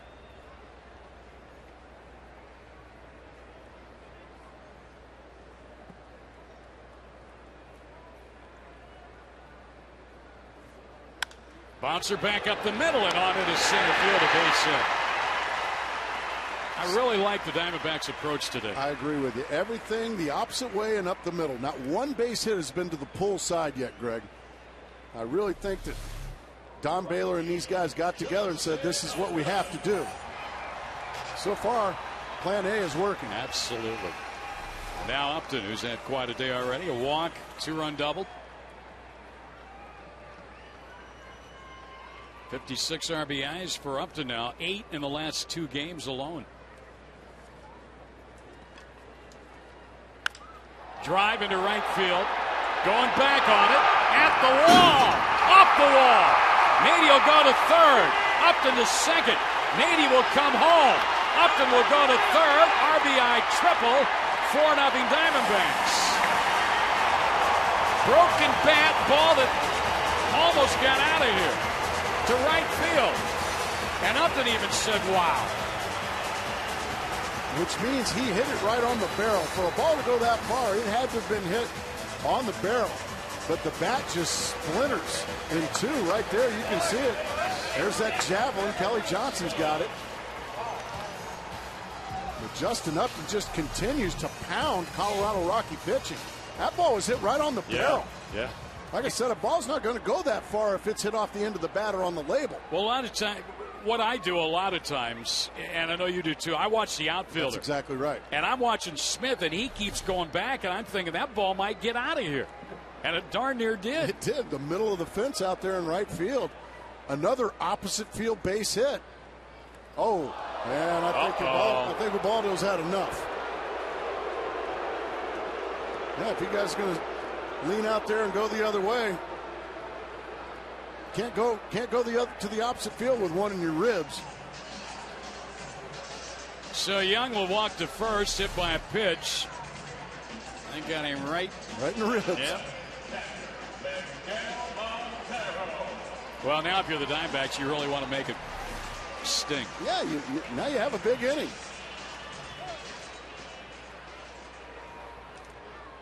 Watch Kelly Johnson. Whoop. Kelly, he's flexing for it. You are some kind of strong, Justin Upton. Upton saying, I know. How about that? 9 RBIs in 2 games. Well, more like a game and a half. Yeah. Yeah, he's still got a couple of at-bats left. Exactly. Still nobody out in the inning. And 1st and 3rd here. Montero's got a base hit. His hit went the opposite way to left. And he'll look at ball 1 outside. Upton last night, double, single, home run. Today he's gone double, triple, along with a walk. The average is closing in on 300 again at 297. And he's got to be a lock for player of the week, doesn't he? You would think. There goes Young. Pitch outside. The throw through is not in time. And that's a stolen base for Young. That'll make it sting a little bit to him. That is right there. That's how you get back at somebody that hits you right in the rib cage. Go ahead and steal 2nd. Now you're no longer with the double play in order. We have received word on Jeff Blum, a fractured right finger. Oh, boy. So just off the DL. Most likely back on. Now Montero with runners at second and third. The infield pulled in here, Gracie. He's 7 for his last 14 with runners in scoring position.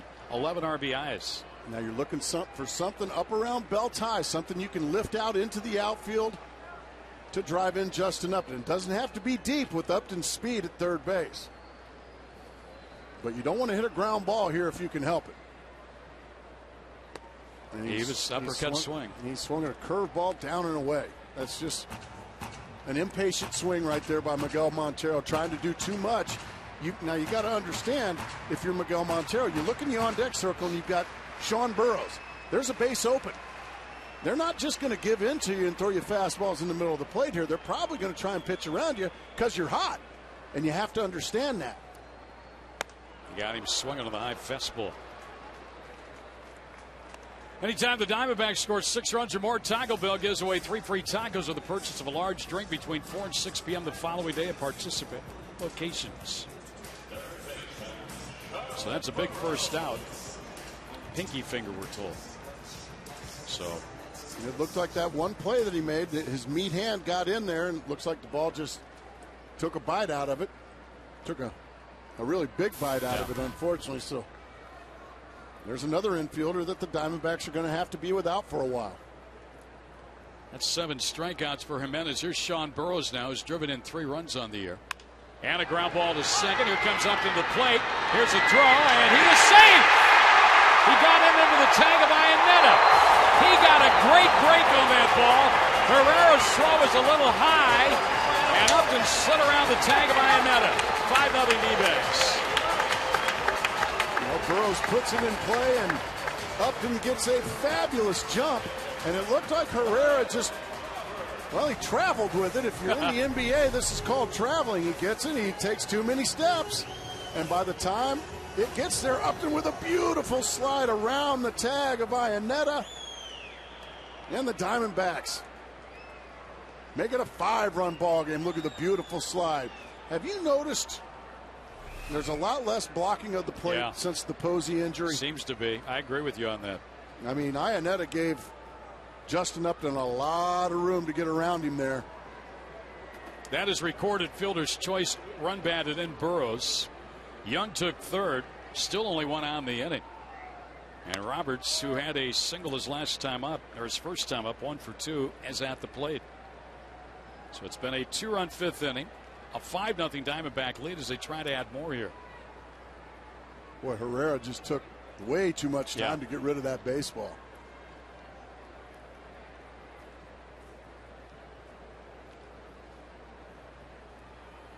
There's a line caught by Wigginton at third. Wow. That ball was almost by him. You talk about a ball that was ripped. That's one of the hardest hit balls you'll see. And unfortunately for Ryan Roberts, it's all for naught. Oh, man.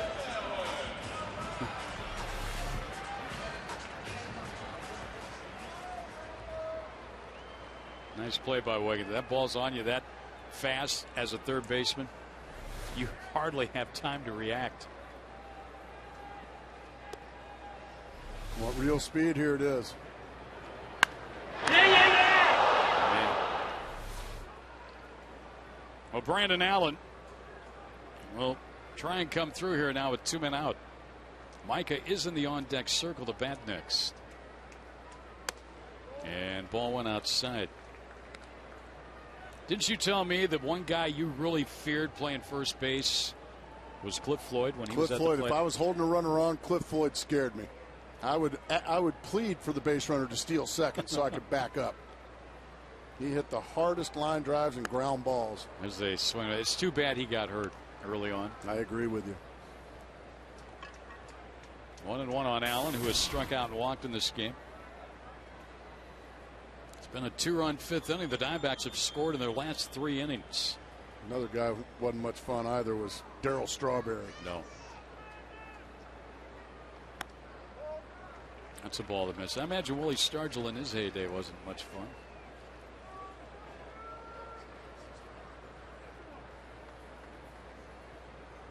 Jimenez not having a lot of fun right now.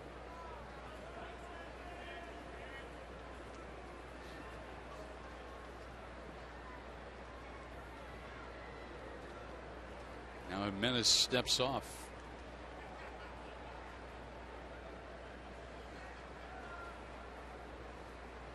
Oh, bad news for your Mariner fans out there. No, they didn't lose again, did they? Yeah. Oh. So they now have lost 15 straight. They were 43-43. They were 500 when they started this losing streak. And they are now 15 games behind Texas. Yeah. They're done. Yeah. Thanks for coming. Drive home safely.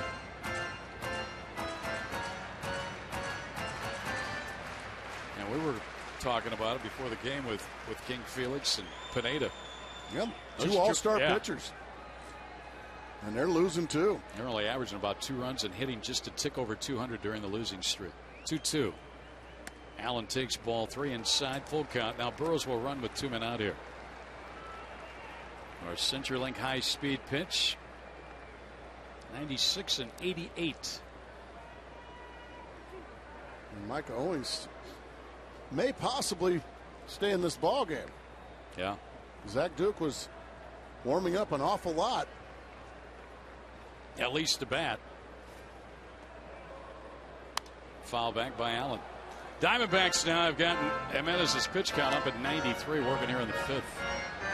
And that's one thing the Diamondbacks, it seems like in Jimenez's starts in his career against the D-backs, they've always been successful at running that pitch count up against him. Well, that's what you have to do against the great ones. You have to make them work. You can't just go up there and make quick, easy outs. You've got to lay off the close pitches, and the Diamondbacks have done that. Uh-oh. Well, he stepped off, so there's no balk. Burrows started to go, and then it was a race back to the bag along with Helton. Ooh, I better get back. Get back there, Sean. There you go. 3-2, and we'll do it again. Runner goes. Another foul by Allen. So Sean Burrows will get his wind sprints in out there. Well, if you're a scout down there, Grace, you're watching Jimenez pitch in this ball game. What are you writing down in your note column? From this ball game? Yeah. I'm writing down. Still pretty good. Live arm. But the command hasn't been great today. I mean, when Ubaldo gives up through 4 2/3, 8 hits and 5 runs, it's not a stellar effort on his part. Allen, another foul. But I'd take him. Yeah. I would report back to my bosses. Yeah, he's good enough to win games for us. And the Diamondback approach to him here this afternoon has been excellent. A lot of opposite field hits. Used to hit and run. Allen's had a long at bat here. He's been working him. The Diamondbacks have had a great approach against him today. Don Baylor cooked up a pretty good recipe to attack Ubaldo Jimenez today. And of course, Baylor was on the other side in that dugout as the hitting coach for the Rockies. Allen, another foul. That one got Jim Reynolds. This will be the 10th pitch of the at bat coming up next.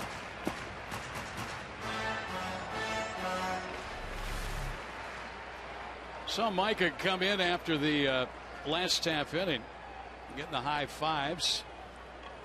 That looks like a guy that's done. A guy that's done pitching. His day's over. But there he stands. Maybe his day's over on the mound, but he'll hit. And Allen is hit by a pitch, and he'll go to first. That was a breaking ball. So that'll load the bases for Micah. Tried the breaking ball on a 3-2 count, and Allen hit. Burrows goes to second. Young remains at third.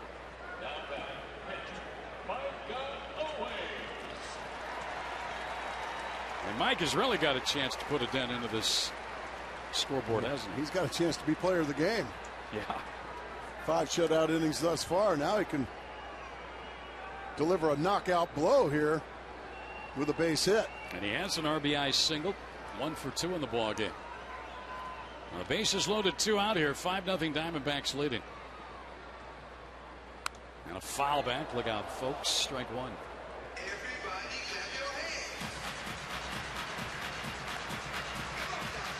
And everybody's okay. They were all alert.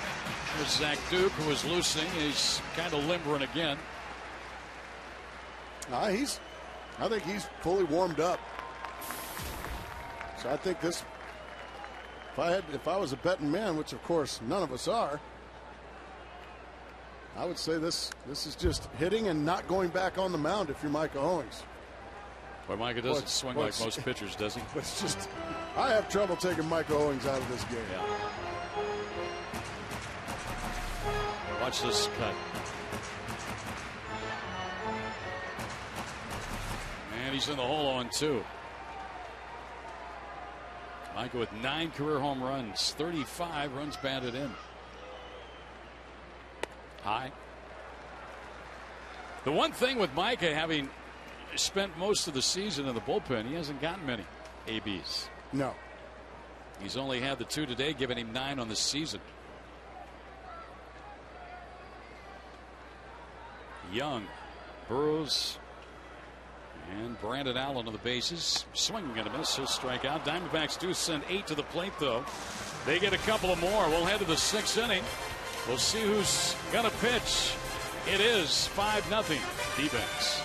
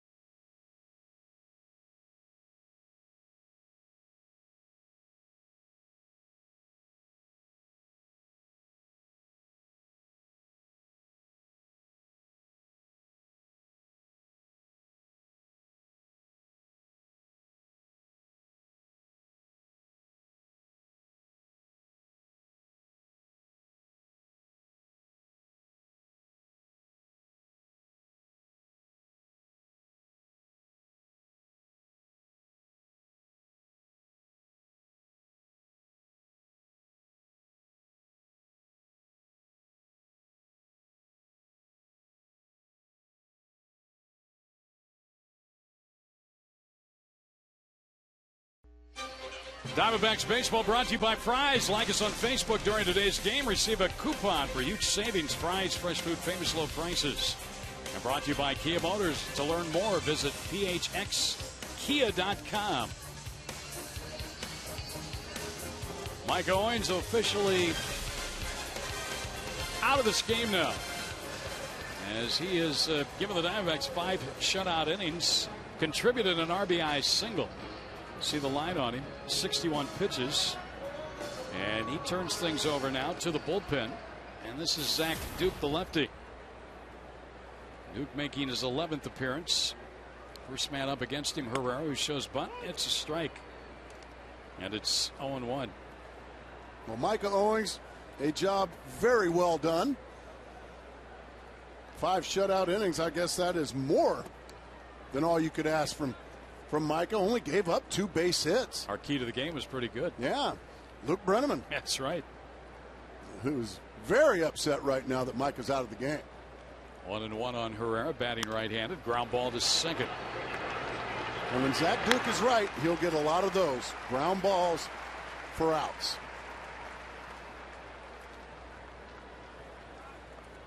The D-backs Grand Slam giveaway pack includes tickets to the biggest giveaway games, plus 3 guaranteed bobbleheads and the World Championship replica ring. Each pack also comes with a $10 gift card to Circle K. Call 602-462-4786 or visit dbacks.com/Grand Slam. And if a Brillo pad could talk, it would sound like me. That race really choked you up today, huh? I was not pleased with the results of that race today. Yeah, we saw that. Todd Helton to the plate, 1-1 on Duke, who's making his second relief appearance. Chopper to third. Burrows lays back, gets a little in between out, throws to first. 2 ground ball outs for Duke here. That's good to see. I'm sure that's a big confidence builder for Zack Duke as well. Now Tulowitzki is 0 for 2 in this game. He's hit into a double play. That was in the first inning, which was the one inning where Micah had a little of a battle. 2 on and 1 out, and Tulowitzki hit into the 6-4-3 inning-ending double play. Zack Duke has come out pouring strikes, making these Colorado Rockies swing the bats. Were you with us in Houston on his first start? I was not with you. I just read all about it, and he was dominant. Yeah. There's a shot to center, and it'll fall in front of Young. He also hit a 3-run homer that game, didn't he? Yeah, the opposite field. Fastball in the middle of the plate. Fastball going right back into center field on a line. Well, that ball was smashed. But it stays in the ballpark. It's only a single, and you get to face a left-handed hitter in Seth Smith. Who was fouled to third base and struck out swinging. Duke, in his career, much better numbers against lefties than right-handers. And Smith takes one into the dirt, blocked at the plate by Montero. 5-0 Diamondbacks lead here. The Rockies have their bullpen going. So we may or may not have seen the end of the line for Jimenez today. 8 strikeouts. A couple of hit batters. A couple of walks. 8 hits, 5 runs. Swing and a miss by Smith. 1 ball, 1 strike. Took a little bit off a slider there and had Smith way out in front. Rockies have 3 hits. That was their third.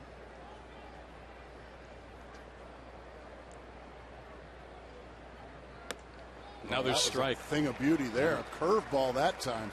Right to the outside corner, 1 and 2. Here are the numbers on Duke this year as we take a look at this last pitch. 367 right-handers against him. Lefties 217. And a chopper to first to Allen. Nice inning for Zack Duke. He gives up a hit, but 3 ground ball outs. And the Rockies turned away here in the 6th. We'll go to the bottom of the 6th. 5-0 D-backs.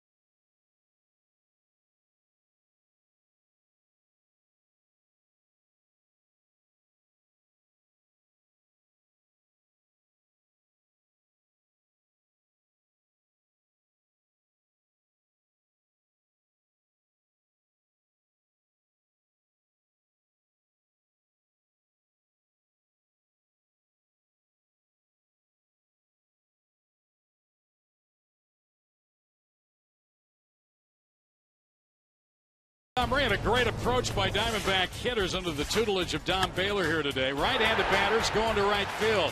Bloomquist dumps one in. Line drive base hit by Nady on the hit and run. And then Upton then blasts this one right down the right field line for a 2-run double. Montero goes the other way to left field for a base hit. Micah Owings up the middle. That's an RBI single. That made it 3-0. And then Upton, opposite field, broken bat, almost got it out. It went for an RBI triple. Upton's driven in 3 of the Diamondbacks' 5 runs, and they lead it 5-0. We've got a new pitcher. Matt Belisle is having himself a rock-solid season for the Colorado Rockies. He's going to come in and take his chances against a team that had a really good game plan against Ubaldo Jimenez, and Willie Bloomquist is going to be his first batter. Willie is 1 for 3 in the ball game. A single in the 3rd inning, scored a run. A little flare, but foul. 1 ball, 1 strike. Jimenez ends up going 5 today, gets up 8 hits, 5 runs. I had him for 8 strikeouts, 2 walks, and 2 hit batters. Spilborghs is into right field. Ground ball to the right side, but Herrera going to his left is going to field it and throw him out. Let's go down to Brad right now, and he's got an update for us here on the Chase Field playing surface, which will get a little break with the Diamondbacks going out of town coming up, Brad. It has endured a pretty rough stretch. A 10-game homestand, of course, before that, the All-Star game. And, they had all kinds of activities out there. The celebrity game with Mark Grace and the home run derby, the game itself. And so Grant Trenbreth, the great groundskeeper here, was saying that the field almost was suffering from jet lag because it was being used at different times of the day, and it was so much out of its normal routine. Normally they'll open the roof, they'll water it at a certain time, turn on the lights. But he said, believe it or not, it's actually improved its condition during this homestand. He says he's never really been able to say that. It's in great condition. They've done a super job, but it needs a little bit of a break. So I think Grant and his crew anxious to see the boys head on the road for a little while. And it'll be a little while. Diamondbacks will leave tomorrow for San Diego, open up a series with the Padres on Tuesday, and will not return here to Chase Field until. That one got him. That's the 3rd batter now hit in the last couple innings by Rocky pitchers. And there was no intent there. That was an 0-2 pitch, just trying to come inside, and he just came in a little too far inside. What you were saying earlier, too, as we take a look at it. Didn't hit him? I guess if you're going to get hit like that. Well, what you were saying, Nady was not expecting to play today, or at least start today. And Parra was scratched at the last minute. He's gotten 2 singles, 2 runs scored, and he's been hit by a pitch. Sometimes your Loosey-goosey. best games are the ones you're not expecting to play. Here is Upton, who is on fire. And he takes low, ball 1. You talk about a guy who's seeing the ball well. And then some. Yeah.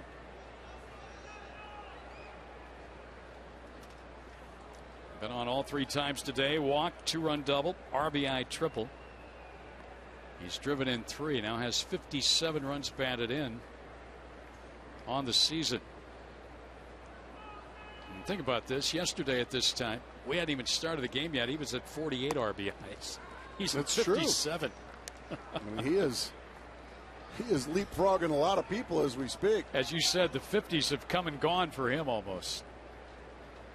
Yeah, at this stage, he's not going to see the 50s for long. 80 at first with 1 out here.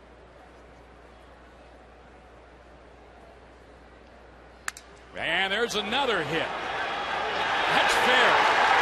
On the 3rd goes Nady. Upton into second base. Wigginson's thrown out in time. He's got another double. Even when he breaks his bat, Balsa will go foul for. Yeah, Balsa will go foul for other players. They're hugging the line and staying fair. Yeah, now he's just accidentally getting hits. That's basically what's going on. He gets jammed by a fastball. And you can see the splinters, but he's just so doggone strong. He's able to get it right on the left field line. And Tulowitzki saying, man, I need to rub up against you or something. Remember, those 2 had words during the playoffs back in 07.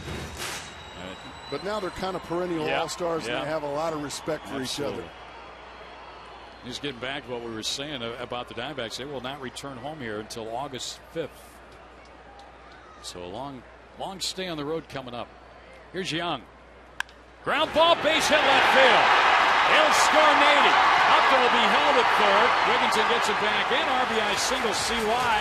And Gracie, he's off that 50 RBI mark. He's at 51.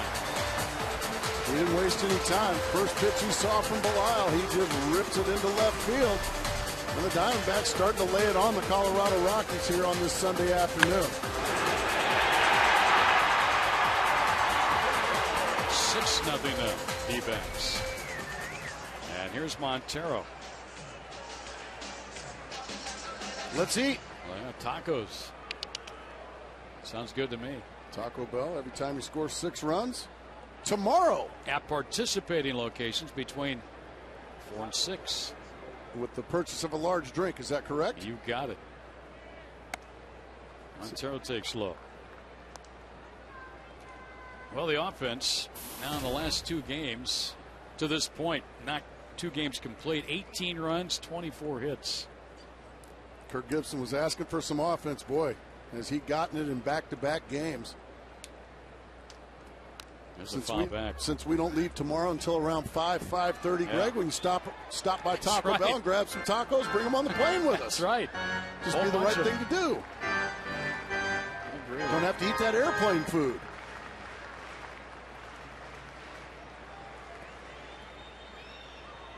All right.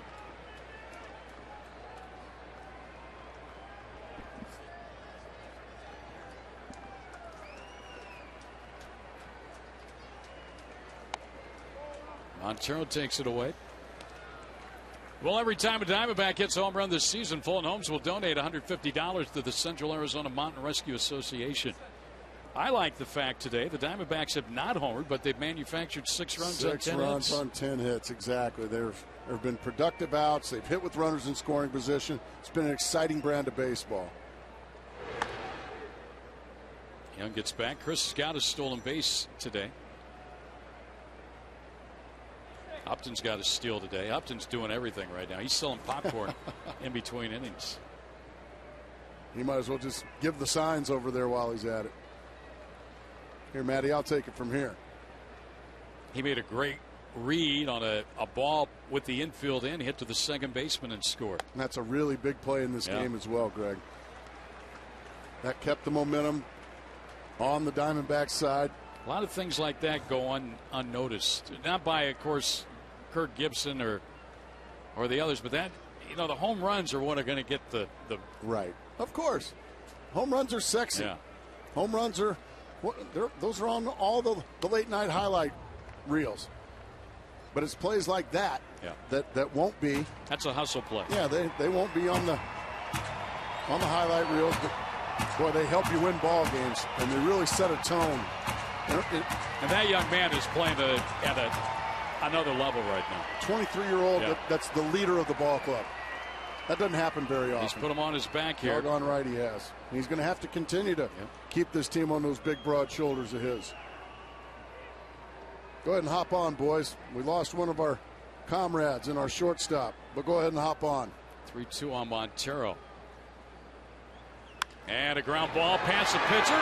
Diving stop by Herrera. The out at second. Safe at first. A run scores. Boy, they almost pulled off a dandy double play. But Montero legged it out. He'll get an RBI as Young is erased at second. Upton scores to make it 7-0. How about that? That was by very close to being one of the best double plays I've ever seen in my life. The glove right on the button. The bare hand. Pirouette, fire a bullet over to first, and Montero ends up just being, what a great play by Herrera, and then Tulowitzki, he could have been out. I think the Diamondbacks got a break. I really do. I think Tulowitzki wanted that call badly. That goes 4-6. And now Burrows at the plate. He did not start this game. He came on for Blum, who had to leave with a fractured right pinky.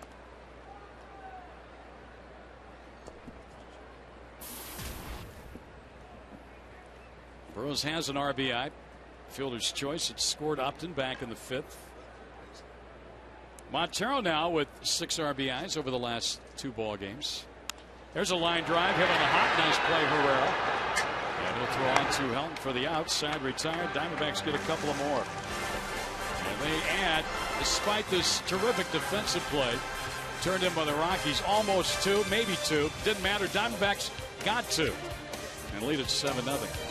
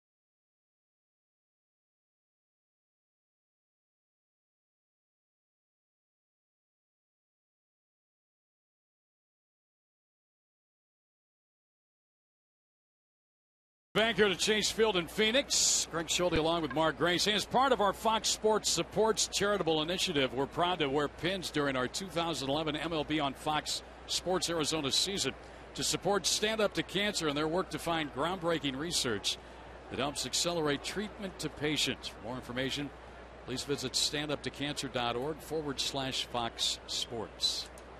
Something very dear to me. I have battled through that. And that is not a fun thing to have to go through. And we're glad to have you. World is a better place with you in it, Greg Schulte. Well, I don't know about that, but I'm glad to be here. Here's Wigginton on the ground, and then we'll get on through for a base hit. And that's the second hit Duke has allowed since coming on. Zack pitched the 6th inning. There's another ground ball. That one just found the hole.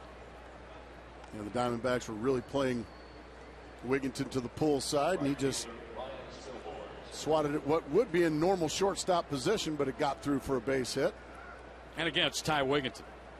Good point. Against the Diamondbacks. So he's on to start the inning. Here's Spilborghs with Iannetta and then Stewart. Stewart had come in last inning to take over third as Wigginton moved to left. And Spilborghs made the move over to right. And was in the double switch area, allowing Bilal to go longer than inning in this game.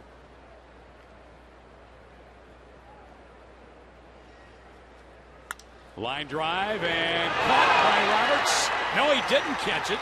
They get the out at second, they get the out at first, and that's a double play. Spilborghs made the bad decision of assuming the ball was caught, and it was trapped. And immediately the umpires said no catch. Well, now they're having a discussion about it. Yeah. And Wigginton will go to double play. Yeah. Absolutely. Great play by Ryan Roberts. He knew that he didn't catch it. He didn't try to sell it. Yeah, he traps it, and he just immediately turns it, and then Spilborghs just quit running. He just went to the dugout thinking he had lined out. That's a double play ball. Gracie, let's take ourselves back 2 nights ago. Friday night, the Diamondbacks did not play a good baseball game. No. The last 2 games here have been pretty darn good.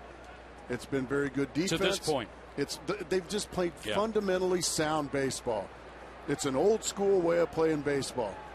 And up until this year, what was I was calling it arena baseball for a while. Just homers and homers.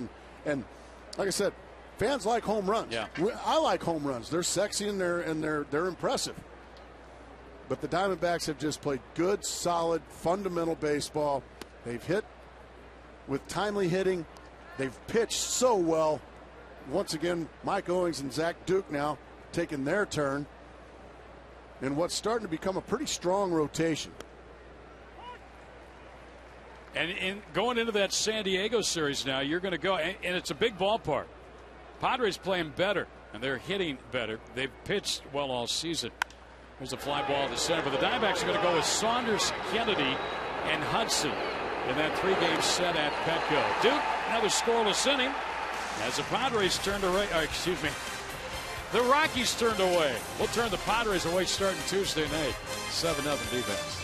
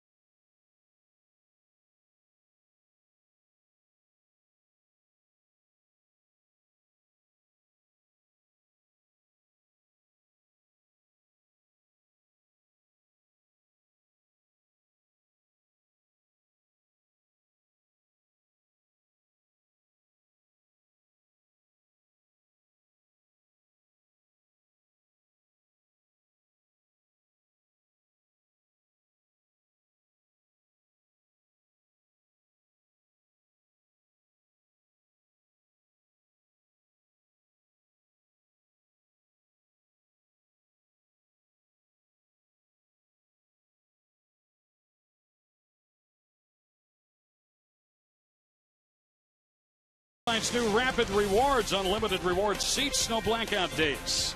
And sponsored by the new Quest 5-year price look promise. Visit quest.com/promise for details.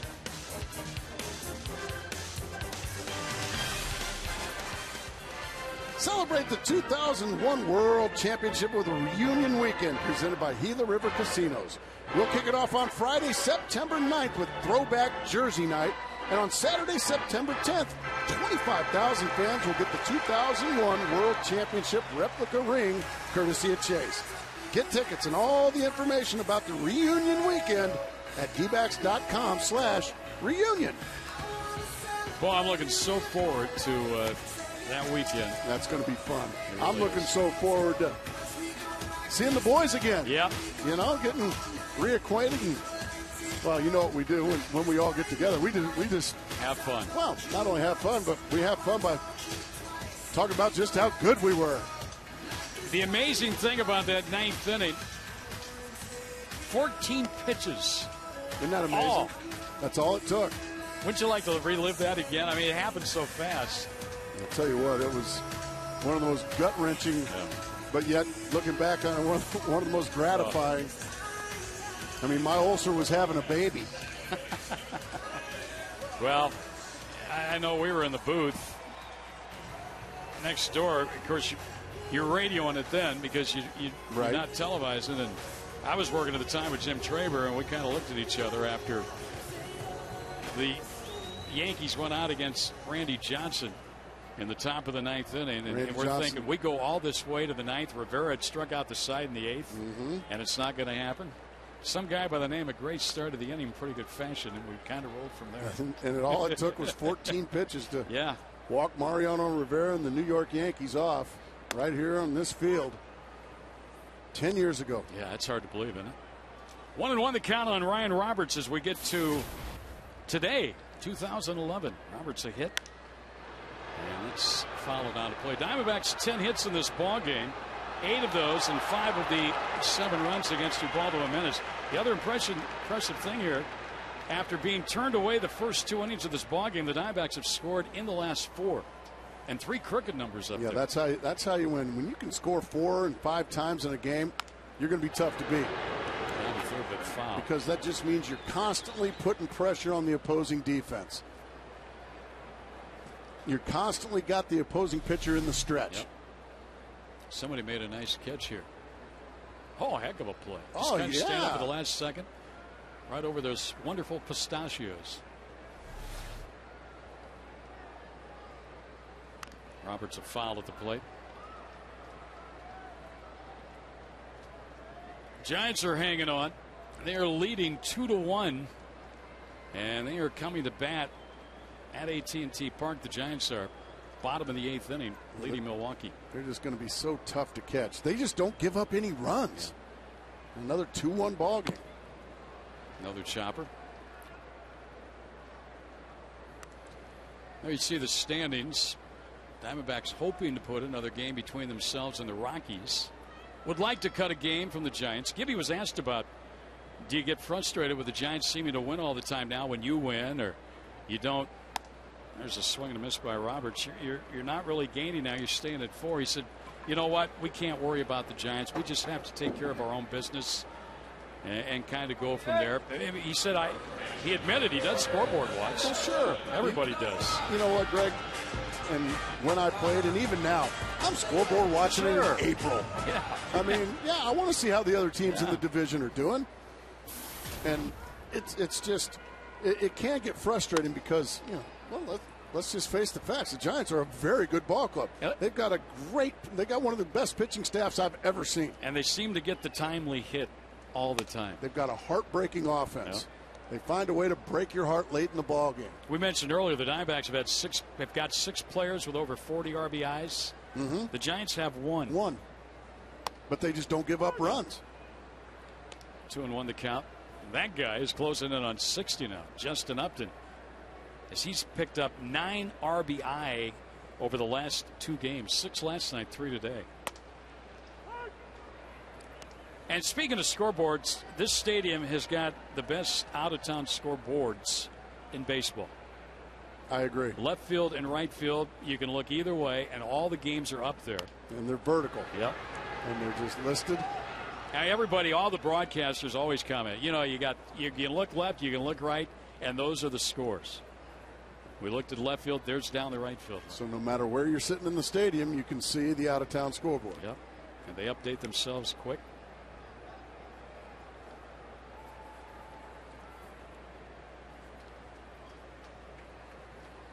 Duke is on deck to hit, and he's already hit 2 home runs this year. Allen strikes out, second time. Next Sunday, Bob Brenly joins Gracie as they watch Brenly's first game as manager of the Diamondbacks. Don't miss Mark Grace Diamondbacks Championship Theater presented by Fry's after the D-backs Dodgers game, only on Fox Sports Arizona. I really enjoy that. It's fun. Thank you. I imagine you had fun doing it. It's fun doing it, and really it's the other guys that steal the show. I just kind of do what you do. You've been doing your whole life. I just kind of tee them up, and guys like Kurt Schilling and Bob Brenly, they just take it and run with it. It's if you haven't seen the Bob Brenly one yet, it's great. You'll love it. You know, we came to appreciate BB. He's got a great sense of humor, and he can make you laugh in a split second. That's coming up. He's also a world champion manager. Yeah. How about that? First year manager. Nothing to this. What do I do for an encore? So Duke's up there. 2 home runs and 5 runs batted in. 1-2 the count to him, and he takes it outside. Mike Owens started this ball game for the Diamondbacks. Went 5 shutout innings. Duke has pitched 2 shutout innings. Diamondbacks leading 7-0.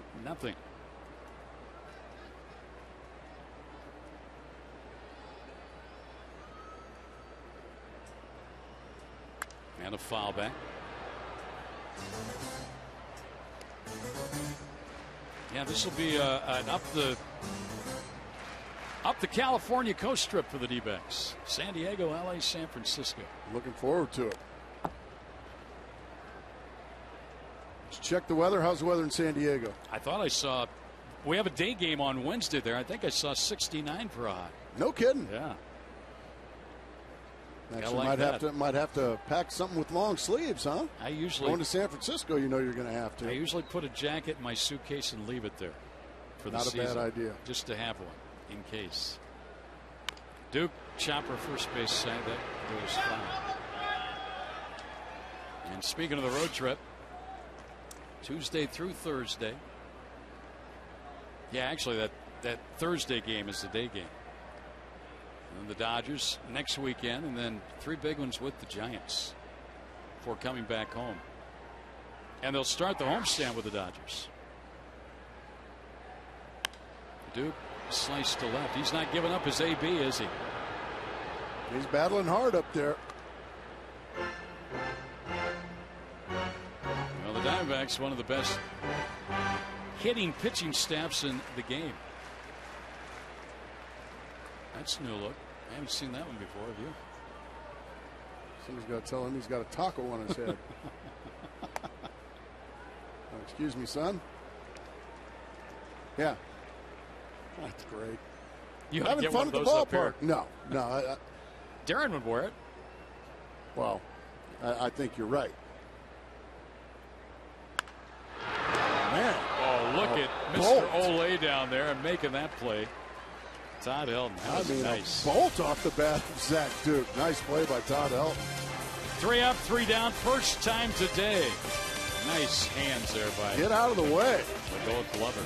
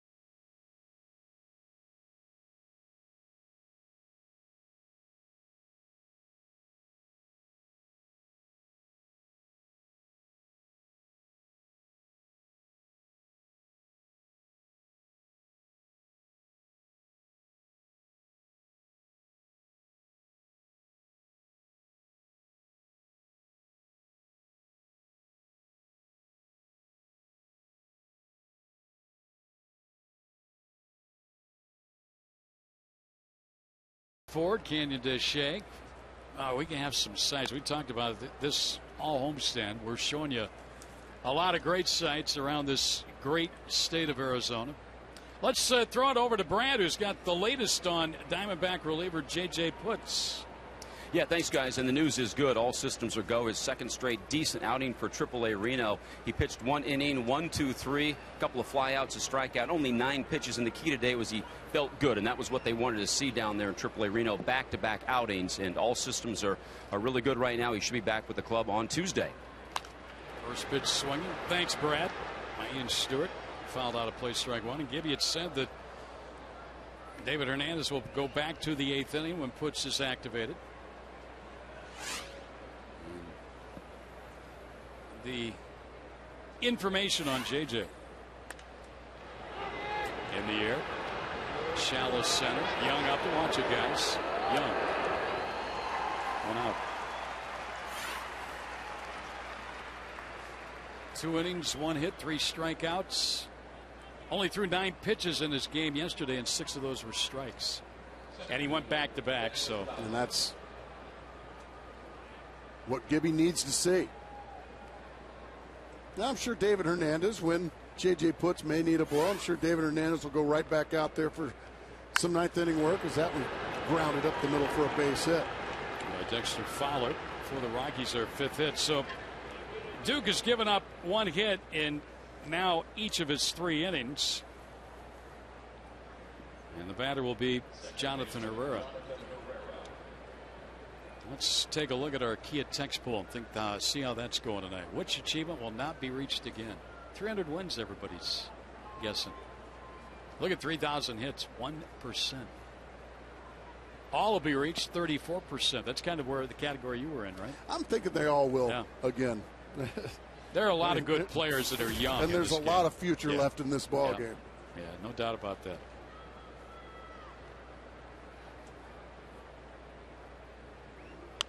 The line, but foul. Upton out in right field today. We've talked considerably about him, as we have to. I mean, the guy's got 9 RBIs in 2 games. It's his highest total in any series in his career. He had driven in 7 in a 4-game series against the Marlins back in 2009. Well, he's got another at-bat coming up next inning. He'll be due up 3rd in the 8th. He's driven in 9 in the last 2 games, and in the first game of the series, just didn't have an RBI opportunity, but he had 2 hits and a walk in that game. There's a chopper back up the middle. This could be 2. Right to the bag conveniently for Willie. And that's a double play. How about Zack Duke? 3 shutout innings. He's turned in 8 shutout innings by Owings and Duke here today.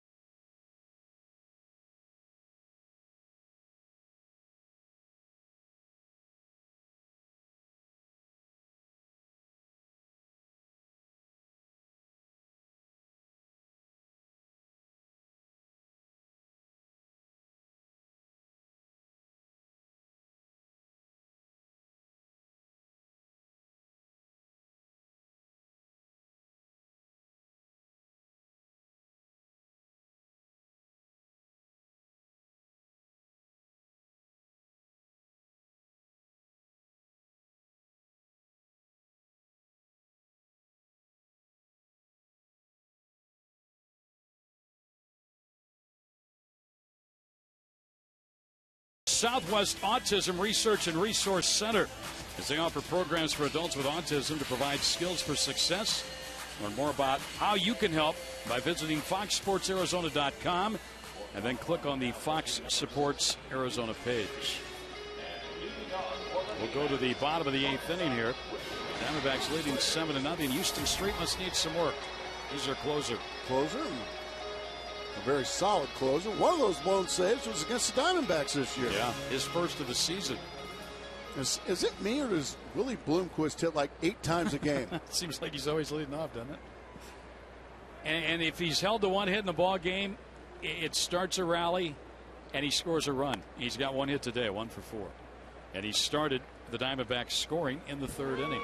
2-out hit, followed by an hit and run single by Nady, and then the 2-run double by Upton. Swing and a miss. The Diamondbacks are going to try and use Owings and Duke through the 9 innings today, getting 5 out of Micah, who shut the Rockies out for the first 5, and Owings, who has worked 3 scoreless innings. 1-2 count on Willie Bloomquist. Don't see many closers anymore that pitch out of the windup, do you, Greg? Nope, not very many at all.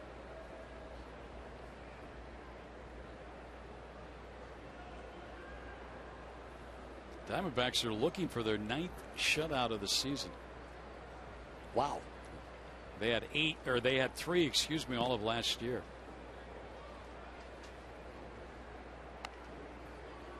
And it would be their 3rd since July 18th on this homestand. That's a pretty good homestand. Oh, and you'd have to call it a successful homestand if you get through this one. 6-4, you'd take that, wouldn't you? Absolutely, with the teams you're playing here.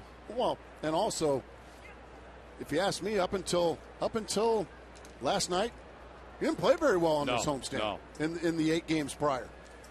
That's why we were saying on the air that the Diamondbacks should feel fortunate to be at 500. And now they're looking to go 2 games over and head on a road trip. Nice play by Street. Right back to him. He gets Willie, 1 out. The 19 runs the Diamondbacks have scored in the last 2 ball games. The 12 last night, the 7 today. The most runs they've scored in back-to-back games this season.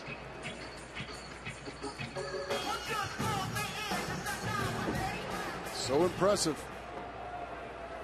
And what you've done also is you've put some distance now between yourselves and the Colorado Rockies the last couple of games.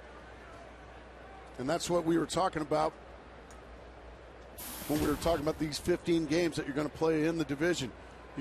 What you want to do after you're done with these 15 games, you just want it to be a 2-horse race. You want to put the Dodgers, the Padres, and the Rockies in the rearview mirror, and just keep your focus on the San Francisco Giants. Well, by winning this series, you've helped do that. But now it's going to be a difficult road when you have to head to California. San Diego, always a tough place to play. All three places. LA, Dodger Stadium. San Francisco, the final stop. And the Giants have just been so tough with the Diamondbacks over the years. Sinking to center, and nice catch out there by Fowler.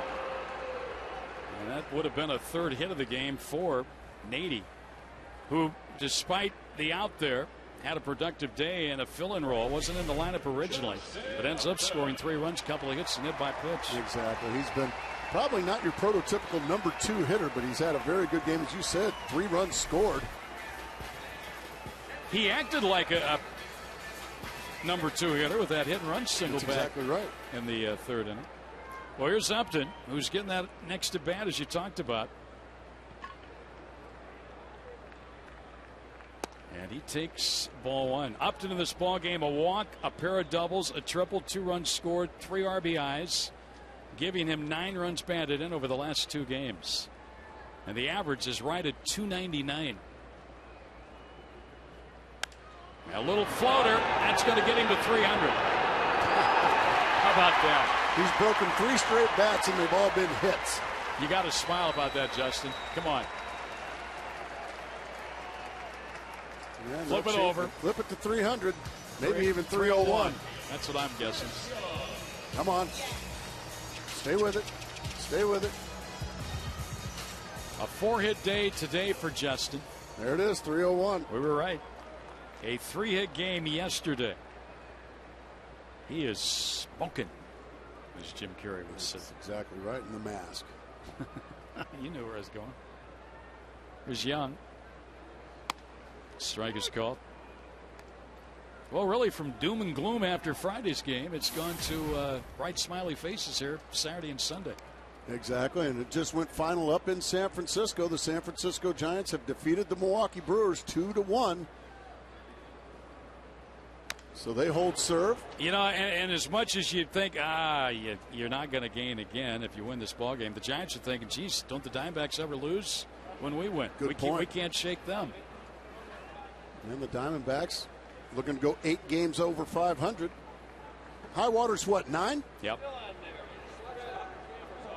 And I want to say it was 43-34, the record. Sean Burroughs, Kirk Gibson exchanging some fun. Right, that one's coming back your way. Greg, make a play. Oh, almost. We needed Harry Carey's net. That's right.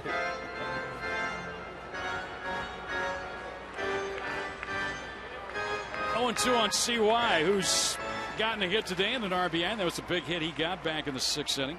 Got him to 51 runs batted in.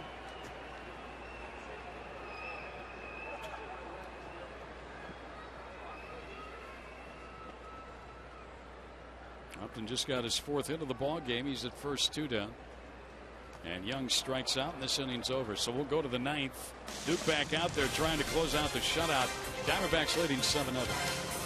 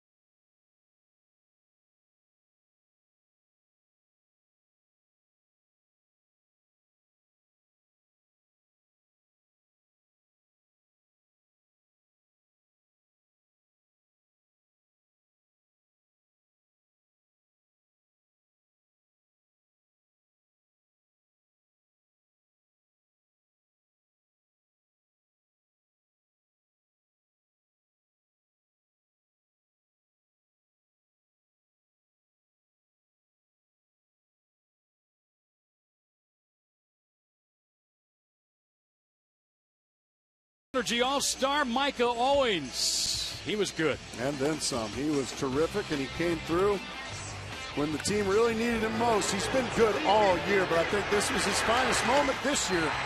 Greg Schulte, 5 shutout innings, dominating, while his offense just continues to peck away at the ace for the Colorado Rockies, Ubaldo Jimenez. And the key to the game, Luke Brenneman. Yeah, good old Luke. And he's going to be fired up for Micah Owens, his favorite player. His favorite player, and boy, did he produce. Zack Duke's been producing. He's swinging a foul back by Todd Hilton. Let's not forget what Zack Duke's doing out there as well. He is looking here if he can close this one out for his first career save.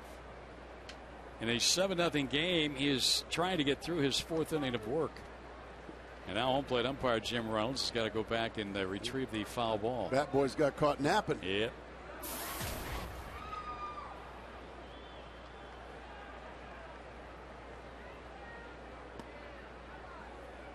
Hilton's 0 for 2 with a walk. In the last 3 games against Ubaldo Jimenez, the Diamondbacks have scored 16 runs, 5 or more in each game. First 13 games against Jimenez, they scored a total of 22 runs. Not amazing. Yeah.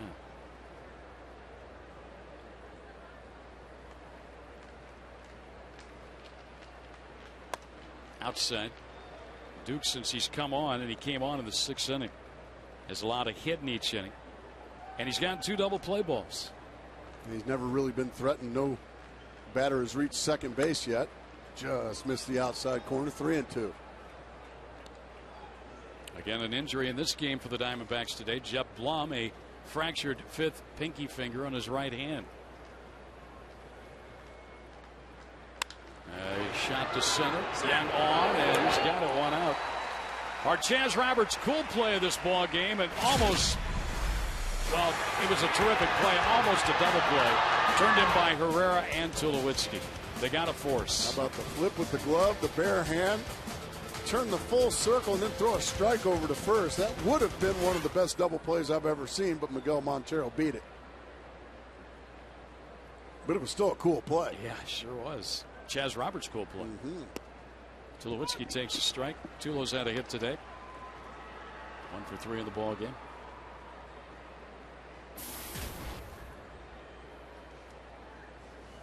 Diamondbacks without a home run today.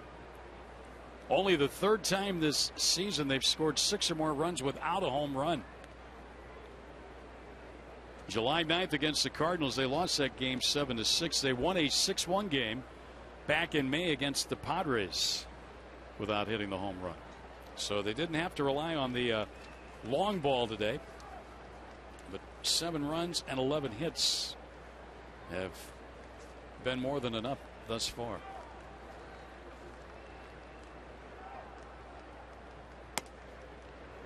Good fastball to the inside corner for strike 2.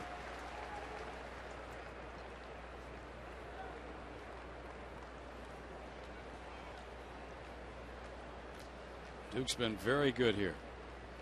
In relief of Micah Owings, who was brilliant as a starter today. The 1-2 pitch to Tulowitzki. Let's be honest, Greg. These are two guys that really needed to pitch well today. Yep. And boy, they have come through with flying colors. They've given the rest of the bullpen a little break with an off day tomorrow. And, yeah, exactly. And going into a big trip where you're going to need some fresh arms. And JJ will be back. Charles Nagy has got to be happy. proud of what he's seeing. Full countdown, 3-2 on Tulowitzki with Eric Young Jr. on deck.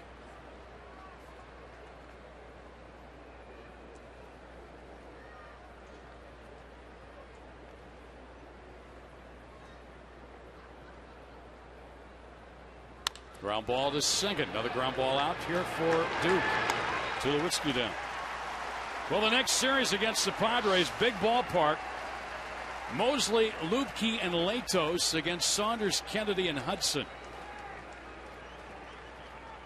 And look at those ERAs, especially by the top two guys, Mosley and Lupke. And Latos, you know he's going to battle. He's a good one. Yep. So the Diamondbacks, Saunders, Kennedy, and Hudson against Mosley, Lupke, and Latos. Tuesday, Wednesday, and then Thursday afternoon in San Diego. And a lot of Diamondback fans always make the trip over. I hope to see you out at Petco Park wearing your Diamondback colors. Fans get up, start to make some noise. Eric Young lines it to right. There's Upton. This one's over. Zack Duke gets his first career save. 4 innings, a shutout ball. The Diamondbacks throw their 9th shutout of the season, blanking the Rockies 7-0 and winning the series 2-1. Justin Upton and the rest of the gang out there bumping shoulders, and that was a big-time comeback in this series, Greg, after playing just a bad first game. They came back and played 2 of their best games of the season, and Micah Owings and Zack Duke awfully impressive here when they really needed to be. Diamondbacks toss a 5-hitter at the Rockies, and they have a winning homestand, 6-4. They stay 4 back of the Giants. For more information, highlights, and breaking news of the D-backs, check out FoxSportsArizona.com. Join us again on Tuesday at 6:45 as the D-backs begin a 9-game West Coast road trip, and they'll begin that at Petco Park in San Diego, California. Darren will be back to join Gracie. And now from our Grace, Brad Steinke, I'm Greg Schulte. Diamondbacks won it 7-0. Have yourself a great afternoon.